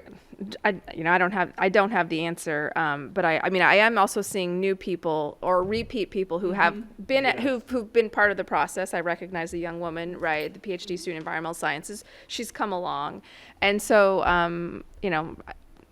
I don't know that there's much we can do in that, but I also worry about Meadowbrook, again, from people who just weren't part of the process. So how do we We celebrate? are adding a banner so that Yeah, we can that's great. kind of get it up in front. So Yeah. that was a new, hey, let's get that out there. And I said, let's make sure we're getting a welcome back to Urbana message. So that's a rollout. You know, we're kind of working behind. After something happens, then we react. We're Right. trying to get in front of it and get it comprehensive. When that doesn't work, you know, so we're just frustrated, just to be honest. Yeah. So we have to And I own think all we'd that. also talked about trying to highlight some of the other parks, right? While Meadowbrook is getting its facelift, that there's great opportunities for at Blair, at Southridge, wherever, Right. Crystal Lake Park, right? So those are things we talked about, and I think that's possibly all we can do. But we also live in I mean, it's polarized, right? And it's really hard to be able to. People don't want to hold two things that are seemingly different to them in tension with each other, right? Which don't necessarily have to be, but it seems like that's where we are. But we also have some big advocates, right? People who also, right, are struggling themselves because they love what we did for Climate Action Week. Would it be helpful to hear from other voices on that? Because we've had a steady diet of one sort of perspective. I love athletics, but not here. Can we Except for get the somebody last- to, Except for our moderate last that? regular board meeting, we heard from a number of soccer people. Yeah, and we also heard from the skateboarders. But not to balance so that you're all saying, hey, Oh, it was no, a balanced no. discussion. No, and I We think heard that's from why I everybody. wanted to bring back also, we've done a lot of work historically about, and you know, when you're extremely passionate, we're not necessarily going to change hearts and minds about something like this. But I think what is important is that to demonstrate we have done our work and we've talked to it. And this is about compromise in the end. For sure. Right, and like connecting the underrepresented study to what we're trying to do, I think that also shows, right, we had university helped us with this. It's not just Urbana Park, not that we would go rogue anyway, I but think it's still hard though, Meredith, because when you say, hey, I'm not against it, but put it somewhere and there's nowhere else. What's your message? That's why I'm struggling. Like, hey, we're kind of at a loss. You know, we're just kind of at a place where it's sort of hard to re-message new information that people may not want that's to especially accept. the case when the suggestions for where else to put it are properties we don't own. Right. Nor have a long-term lease on. But if we could focus on, go ahead. But I Michael. think we could have done a better job messaging about the fact that we wouldn't own that land if we hadn't, among other amenities, said we need a place for the athletic fields. I mean, the grant specifically cites that. And you don't play bait and switch with your granting agencies lightly. We did show the program that was tied to the grant and had all that spelled out. But maybe there's better ways, reading it, just making people read it out loud, or, we show it on a screen, it's highlighted in yellow. I'm sort of But how struggling many with of the people here mechanics. tonight have seen any of that? Well, I think a fair number of them have, and I Yes. think that, right, because 9 it's of like. the 15 were repeats. Yeah, and I mean, But there and were a big repeats here, thing is, yeah. like obviously it's a ton of students that are in classes together that are not necessarily sharing the correct information, right? But I think that we're at the point where we've talked about the history, but now we have to show the work, right? Like it's like when you're doing a math problem, you have to show how you got to the answer. And that's like the point where I think we really need to hammer home right now, because that was a lot of what I heard was people saying like, you guys should go and do this, and like lo and behold, we have done that, right? So we need to tell them And that's make our, it clear. yeah, our hope with a focused stakeholder group is we can walk through all of that, answer those questions, at least build the confidence with people that are knowledgeable about a particular area so that they could hopefully see the bigger picture and then become an advocate for an opportunity for everyone. That's our strategy. We've talked about maybe it was an opportunity to start the whole process over when we were ready to pick it up. Maybe we could have done that. Yeah, forget the old plan. Let's just start a new process. And we could have done that. That would have been a disservice, and if it would have turned, we'd have been at odds with our acquisition grant later. So we tried to bring the whole history along forward, and that people would, oh, that's what it, okay. Now it's how do we do it sensitively so that we gain and not lose? As we've continued to talk about other amenities, like we're adding to the wetland, it's going to get larger, and we're building another wetland larger than our gym and our building on the other site, and we're going to naturalize all that landscape, and we have other sites that we can do the same. It doesn't matter. I want this. So it does pull the rug out from under when you're trying to offer some other opportunities or on-ramps. We hear you, and we wish we could get a better message, and we're going to do our darndest to turn that around. But, and I'm not saying we wouldn't do some things maybe different, but we literally went into our meetings with the assumption, we've got this behind us. How do we move it forward and get everyone excited that we're actually doing this? And when we talk about equity and people that really need programs and mentoring, and it's not really registering with a lot of the audience we've heard.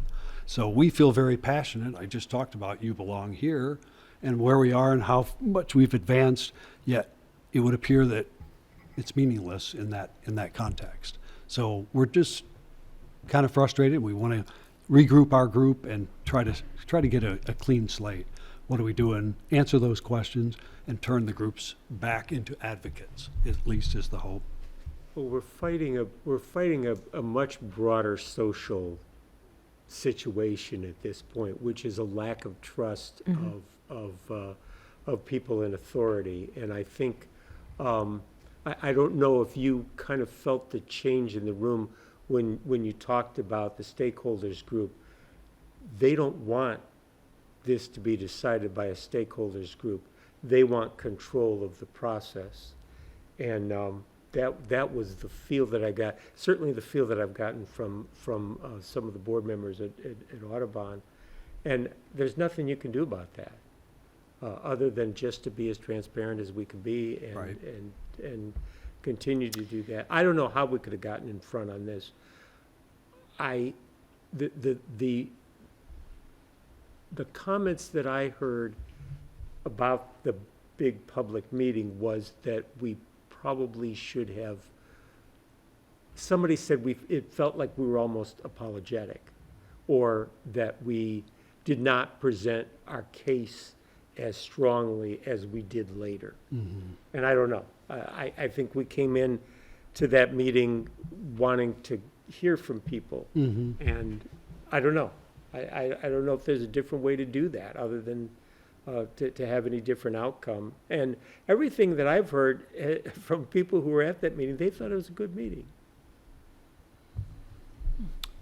Which meeting? The big public meeting. On Zoom meeting? Yeah, they thought it was a good meeting because they got a chance to say what they say.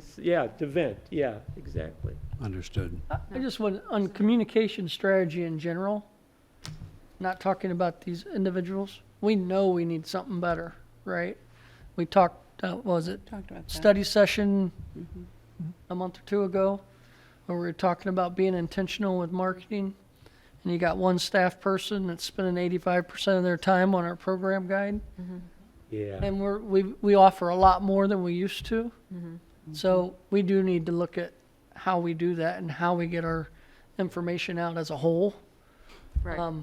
But it's difficult with 2 staff members for all that we do, so. I mean, maybe you need to ask the board for short-term funding for, lots of communication companies in this town would do a small short-term contract, right? If we think we need some things, or, I would be open to that. I think communication and marketing in this day is really important in terms of reaching and thinking about how we reach all the various groups of people, right? Because it's going to take different methods to reach different groups. It's definitely a new experience for me. In my career, I've not had this, so I'm learning new things too. So it's good. Well, I will say I was in a community compact working group meeting just last week. On Thursdays, I have a meeting. And the U of I folks were talking about their message and communication and how they were, looking at U of I people to get information out to our local community members. And I'm like, well, hey, we're trying to do that, so why don't we all work together and find a better solution for all? So we're working on things, but it's not simple. I mean, if it was easy, nobody would have any communication issues or messaging issues. I think something to keep in mind is just like that, right? This is the kind of the age that we're in, where I think that the average consumer, it's not just like getting information from companies, corporations, groups. It's about having a dialogue. I think that is an expectation now, that people feel like they should be able to actively address questions or solicit information from organizations, and the organization should be readily available to disseminate it or give it out to them. So I think that, that's a big factor in how we plan our communication, right? That it has to be a two-way street kind of at all times, not just giving out info. So. And they're looking for responsiveness. Right. From whoever they're dealing with. And I'm not sure exactly how we build that better, but. And to your point about the newspaper, like the people we saw tonight are not probably, some of them are, but for the most part are not newspaper people. Yes. And if when they are scrolling through TikTok or Instagram or Facebook, if that's not part of their algorithm and they've never clicked on a park district thing, they're not going to get that information that we put out there where we think we're letting the public know, right? Because we're on Instagram, we're on Facebook. If that's not part of what they've usually clicked on, they're not going to see it. So how do we reach out to the, Right. That's the question, right? And in itself, it's a game, it's a competition, right? We're competing with so many other different organizations that are trying to get people to go to their events or do their stuff. Right? So it's like, it is a competition, and we got to be ready to play to win. And it's ever changing. Well, we have to do better. There's no doubt about that. But I think I really am glad, Roger, you said the thing about trust, because that's sort of what I felt was this sort of sense, right? Because when I came into right, we talked about the history, right? The Meadowbrook, right? No one could probably would believe the pain for I don't Meadowbrook. think they care. Right. That's the point. It's not relevant to what is happening right now, even though it is to us, and we see a steady connection to all of that, which.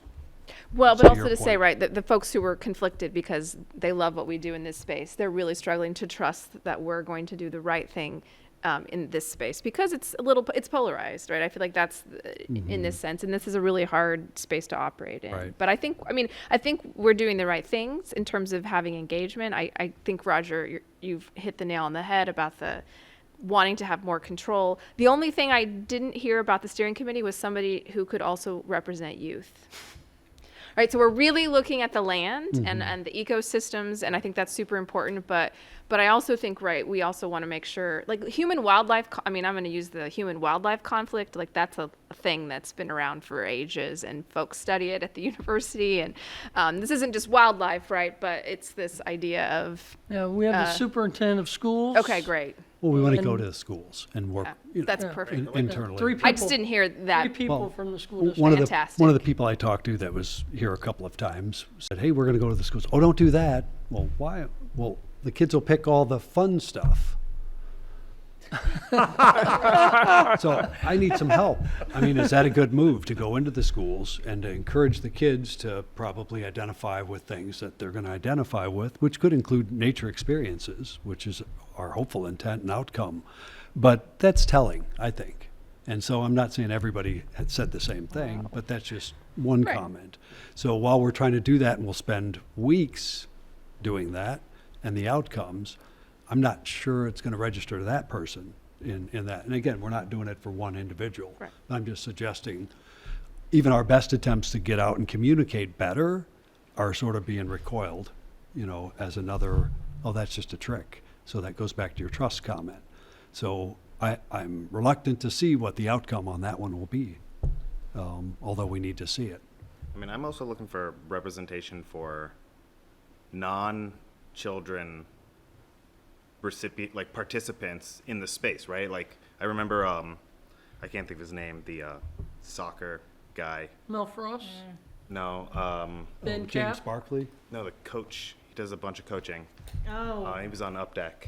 Ben. Ben Okay. Cap. Yeah, right. So Ben was talking about how there's like this like large like Guatemalan population, like hundreds of people that come and play Yep. at Brookins, right? So that is large group that will directly benefit from us having future soccer fields, right? Or even like I know that like in Kyle's report, he's talking about this this like baseball league, right? Like The wood bat. All league. of that. right. So that's like if we had the fields, is that a kind of thing that we would have here? And like, are those people that we want to hear from when we're kind of talking about this situation? So So Yeah. Ben Cap is on the stakeholder group, so, and then we've got others, Mel Frost, Bill Anders from back many days ago. He used to be on Up Deck as well. right, but maybe like, but I'm also talking about like, right, the people that aren't necessarily doing park district programming, but are using park district facilities, Okay. right? So that's like, The informal stuff. I'm sorry. The informal stuff. Yeah. Yeah. Well, that would be Johnville, and Johnville's on the committee, but Dr. Preston Williams, his daughter, Jackie, Jackie. she's using Fort Harris softball field for softball. Good. So they're not using our property, or haven't, but they're advocating for it. Right. Awesome. You know, I'd point out too, another interesting thing is I've noticed, you know, we've never made a big move in athletics like this ever. So our community's not used to that. They are used to getting Perkins Road or Meadowbrook or Binkert Grove, or so we've had a steady diet of that for 30 years. And now we're suggesting, hey, we have an unbalanced equation here as a park and recreation district. So I think there's something built into that your interest, personal wavelength is a little different. And we're saying we're charging a tax for recreation in Urbana. Yoga and Tai Chi and all that we do as well, but there's a need for active organized sports for all the equity-based issues, all the community violence issues, all the neighborhood unrest, all of the socioeconomic challenges. There are connections we can make in that, but we don't seem to have an open door open to that in Urbana. So that's something we probably all need to sort of accept and then figure a better communication plan of how do we move beyond that to really show that we can do both of these things as a park district should.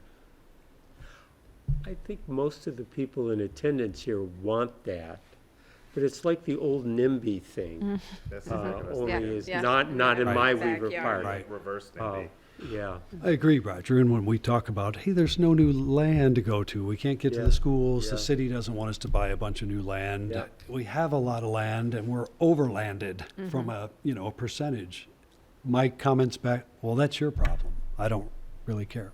That you'll have to figure that out, but not here. So it doesn't leave you with a lot of good alternatives other than, do we move away from this plan? Do we jettison athletics as a core service? Well, I don't think those are what we all would probably think would be a long-term good solution.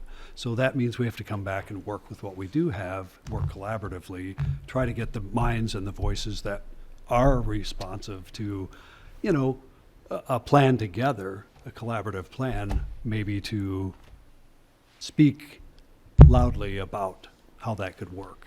Well, That's the hope. And in my mind, an important component of all of this is keeping faith with the granting agencies. Mm-hmm.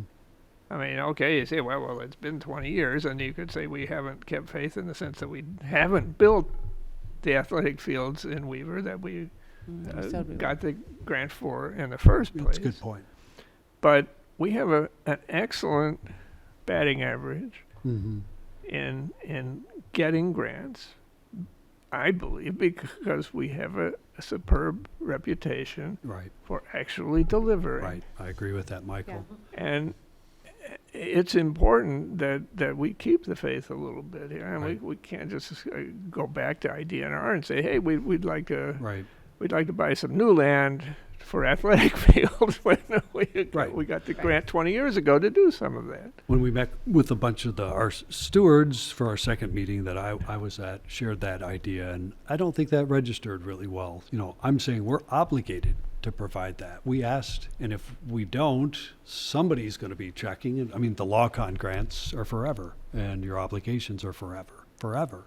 So, you know, I think that's maybe part of that communication message. We can't not do this in that sense. We can decide how it goes and where, but to pull things out and just say it's just a natural area is not going to, well, I wouldn't recommend it unless you would consider being willing to repay your grant if somebody called you on it. It's unlikely to happen. But whether we would ever called on to repay the grant, word gets around whether you deliver. Our administrators know. They know us. Yeah, They come to our sites. They'll be there. And so again, when we say we have to, well, why can't you just waive that, or why can't we do walking instead of all that? Well, people need more. That's why we have these grant programs, to put some of these community assets in place. Well, I think people don't give a hang about the granting agency until you say, do you want us not to have the money to do more at Perkins Road or wherever, wherever we do it? And I think then that comes home. We may not have the ability to do more natural area building up if we cannot access the grants, because the granting agency does not trust us to be true to our word. I mean, I think our hope is we could get further with a focused group that's interested in making something happen exciting, that could become the voice. Hey, we looked at that. This is the real answer. Maybe they become our trust, extension. I hate to say that. I thought our work was good enough and substantial. But if we need to buy that, we can buy that. Or a communication plan. If we need to buy that, we can buy it. So really, we have to get some traction under our feet and make some inroads to a shared, exciting plan. Remember, we won awards. We've had an exciting planning award, the Flaherty Award. We won in 1996 when we did the first concept of so going from a winner to a loser is real hard, for a lot of us. And so, we're trying, we get it. We understand what's at stake. I think, our commitment to climate action is without a doubt.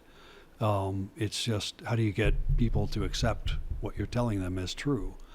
Well, yeah, I mean, as an agency, who else is doing the amount of stuff that we are in terms of environmental education and actual assets on the ground inside of a city, not out 20 miles away, that is available and accessible. But at the same time, we have an obligation to do sports kinds of stuff as well. I mean, we're a multifaceted agency. Mm-hmm. Well, our hope is when we get back to the drawing board and see and test a few things, that folks would see there's a lot to be gained. We talk about what's to be lost. I've yet to hear anybody talk about what, other than our team and the people that really know what's planned. And they're just plans. They're not actionable. We're building it tomorrow. We've got to lay the groundwork. Trying to get that message across is really, really challenging. Yeah. And that we're obligated and we have limitations and we can't do certain things. And, it almost sounds like you're creating walls to just say no to things. Well, they're real. They're not made up. If we could easily move over to another site, or if the county gave us land, or if we could go buy land, those might be options. But I just recommend or remind people that we already went through that process.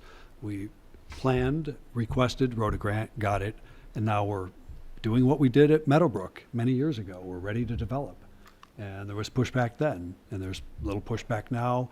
We tried to explain as much. I'm sure there were people that didn't accept what we did at Meadowbrook or at Crystal Lake, but look at where we are now with both of those sites. So I guess I would say to anyone at home listening, that's our trust, is our sites and what we've done and put in place. It was 28 years between the time that we purchased Meadowbrook and the time that we began development in Meadowbrook. And so this is not an unusual. People think correct. that, well, everything's changed. Right. I seem to remember climate change being an issue in 2002, 2003. It may be more people believe it now, but I agree. it was interesting. Henry Pollack, who I know is on the committee, gave a presentation at the last Audubon board meeting, and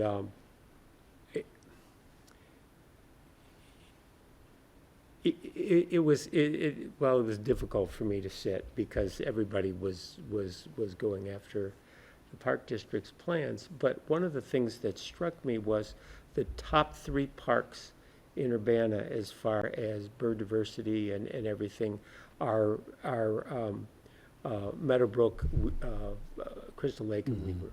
I think, is it Crystal Lake at the top of that list? No, Meadowbrook's the top of the Okay, list. is it? Yeah, Meadowbrook and then Crystal Lake and then Weaver. Okay. But as was pointed out several times, Weaver is the most per acre of the 3.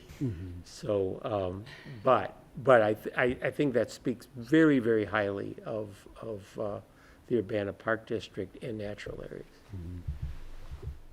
Well, and it's so easy for people to lose track of the fact that the high-quality wetland that is there is an engineered Right, thing. it's a drainage Built it. solution. So when I talk about expanding it, I can expand it, because that's what landscape architects and planners do. When we talk about building the new wetland that will have a high-profile name, in honor of it, it's going to be a fantastic site, and it's going to be high quality. Now, that's all I can say, but trying to convince people that will be so seem where we're stuck. Right. Well, and again, the educational aspect of having natural areas side by side with other activities in the parks is so important. It is. In my view. Yeah, and maybe that's a strategy to pursue, is the sort of the dreaming strategy of what could come out in terms of the education piece of what I don't know. Right. Again, I don't know that we're not gonna change everyone's perception, but I think that's the, to your point, right, the future, right? We've talked about the history. We're here now because this is our vision for going forward. Right, there's a lot of doom and gloom. Yeah. So maybe the idea is to flip it and say, like, well, but look at what could come out of this, right? So I'm still going to say it again to try to impress the point. I've heard very few people in this community talk about our other endangered species, which are our children. And it's appalling to me as an executive director of a park and recreation agency that we don't have people lined up out that door coming in here and concerned. Now, when we go to meetings and you go to meetings, that's who the people we interface with, and that's their concern. What are you all going to do for our family and our kids? It isn't about a rare bird or they love that. It's not like they're not against it, but something else is a little more important. And so I find that a little shocking, and I would like to see a communication approach in Urbana that would be willing to change and dream about a different kind of a community. And that's my challenge, and that's what I will pursue in this process. And I invite anybody to join if you're not already on board. So I assume we're all on board already, but if nobody finds that shocking, please educate me, because I need it. I really do, because I find it shocking that we don't really get a lot of other parents in here concerned about, hey, I've heard all that, that's great, that's not gonna, so that's where we're going to the neighborhoods, we're going to the schools, we're going to our UPDAC contacts, we're gonna go find the voices that can elevate that concern. And I hope we hear it from our superintendent of schools, our public health executives, and everybody else up and down the line that has funded this program, to build Weaver and Prairie. So that's my perspective. And you sit back and listen and watch, you take your notes. You don't have a lot of notes and go-to people on that. We'll find them, and we'll get their voice elevated. But I find it shocking, and I would urge us all to not forget that side of the equation. Agreed. That's all I had on that, but can answer any other questions.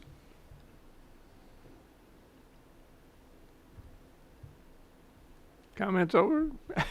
Okay, well, so is our agenda, so I will declare us adjourned.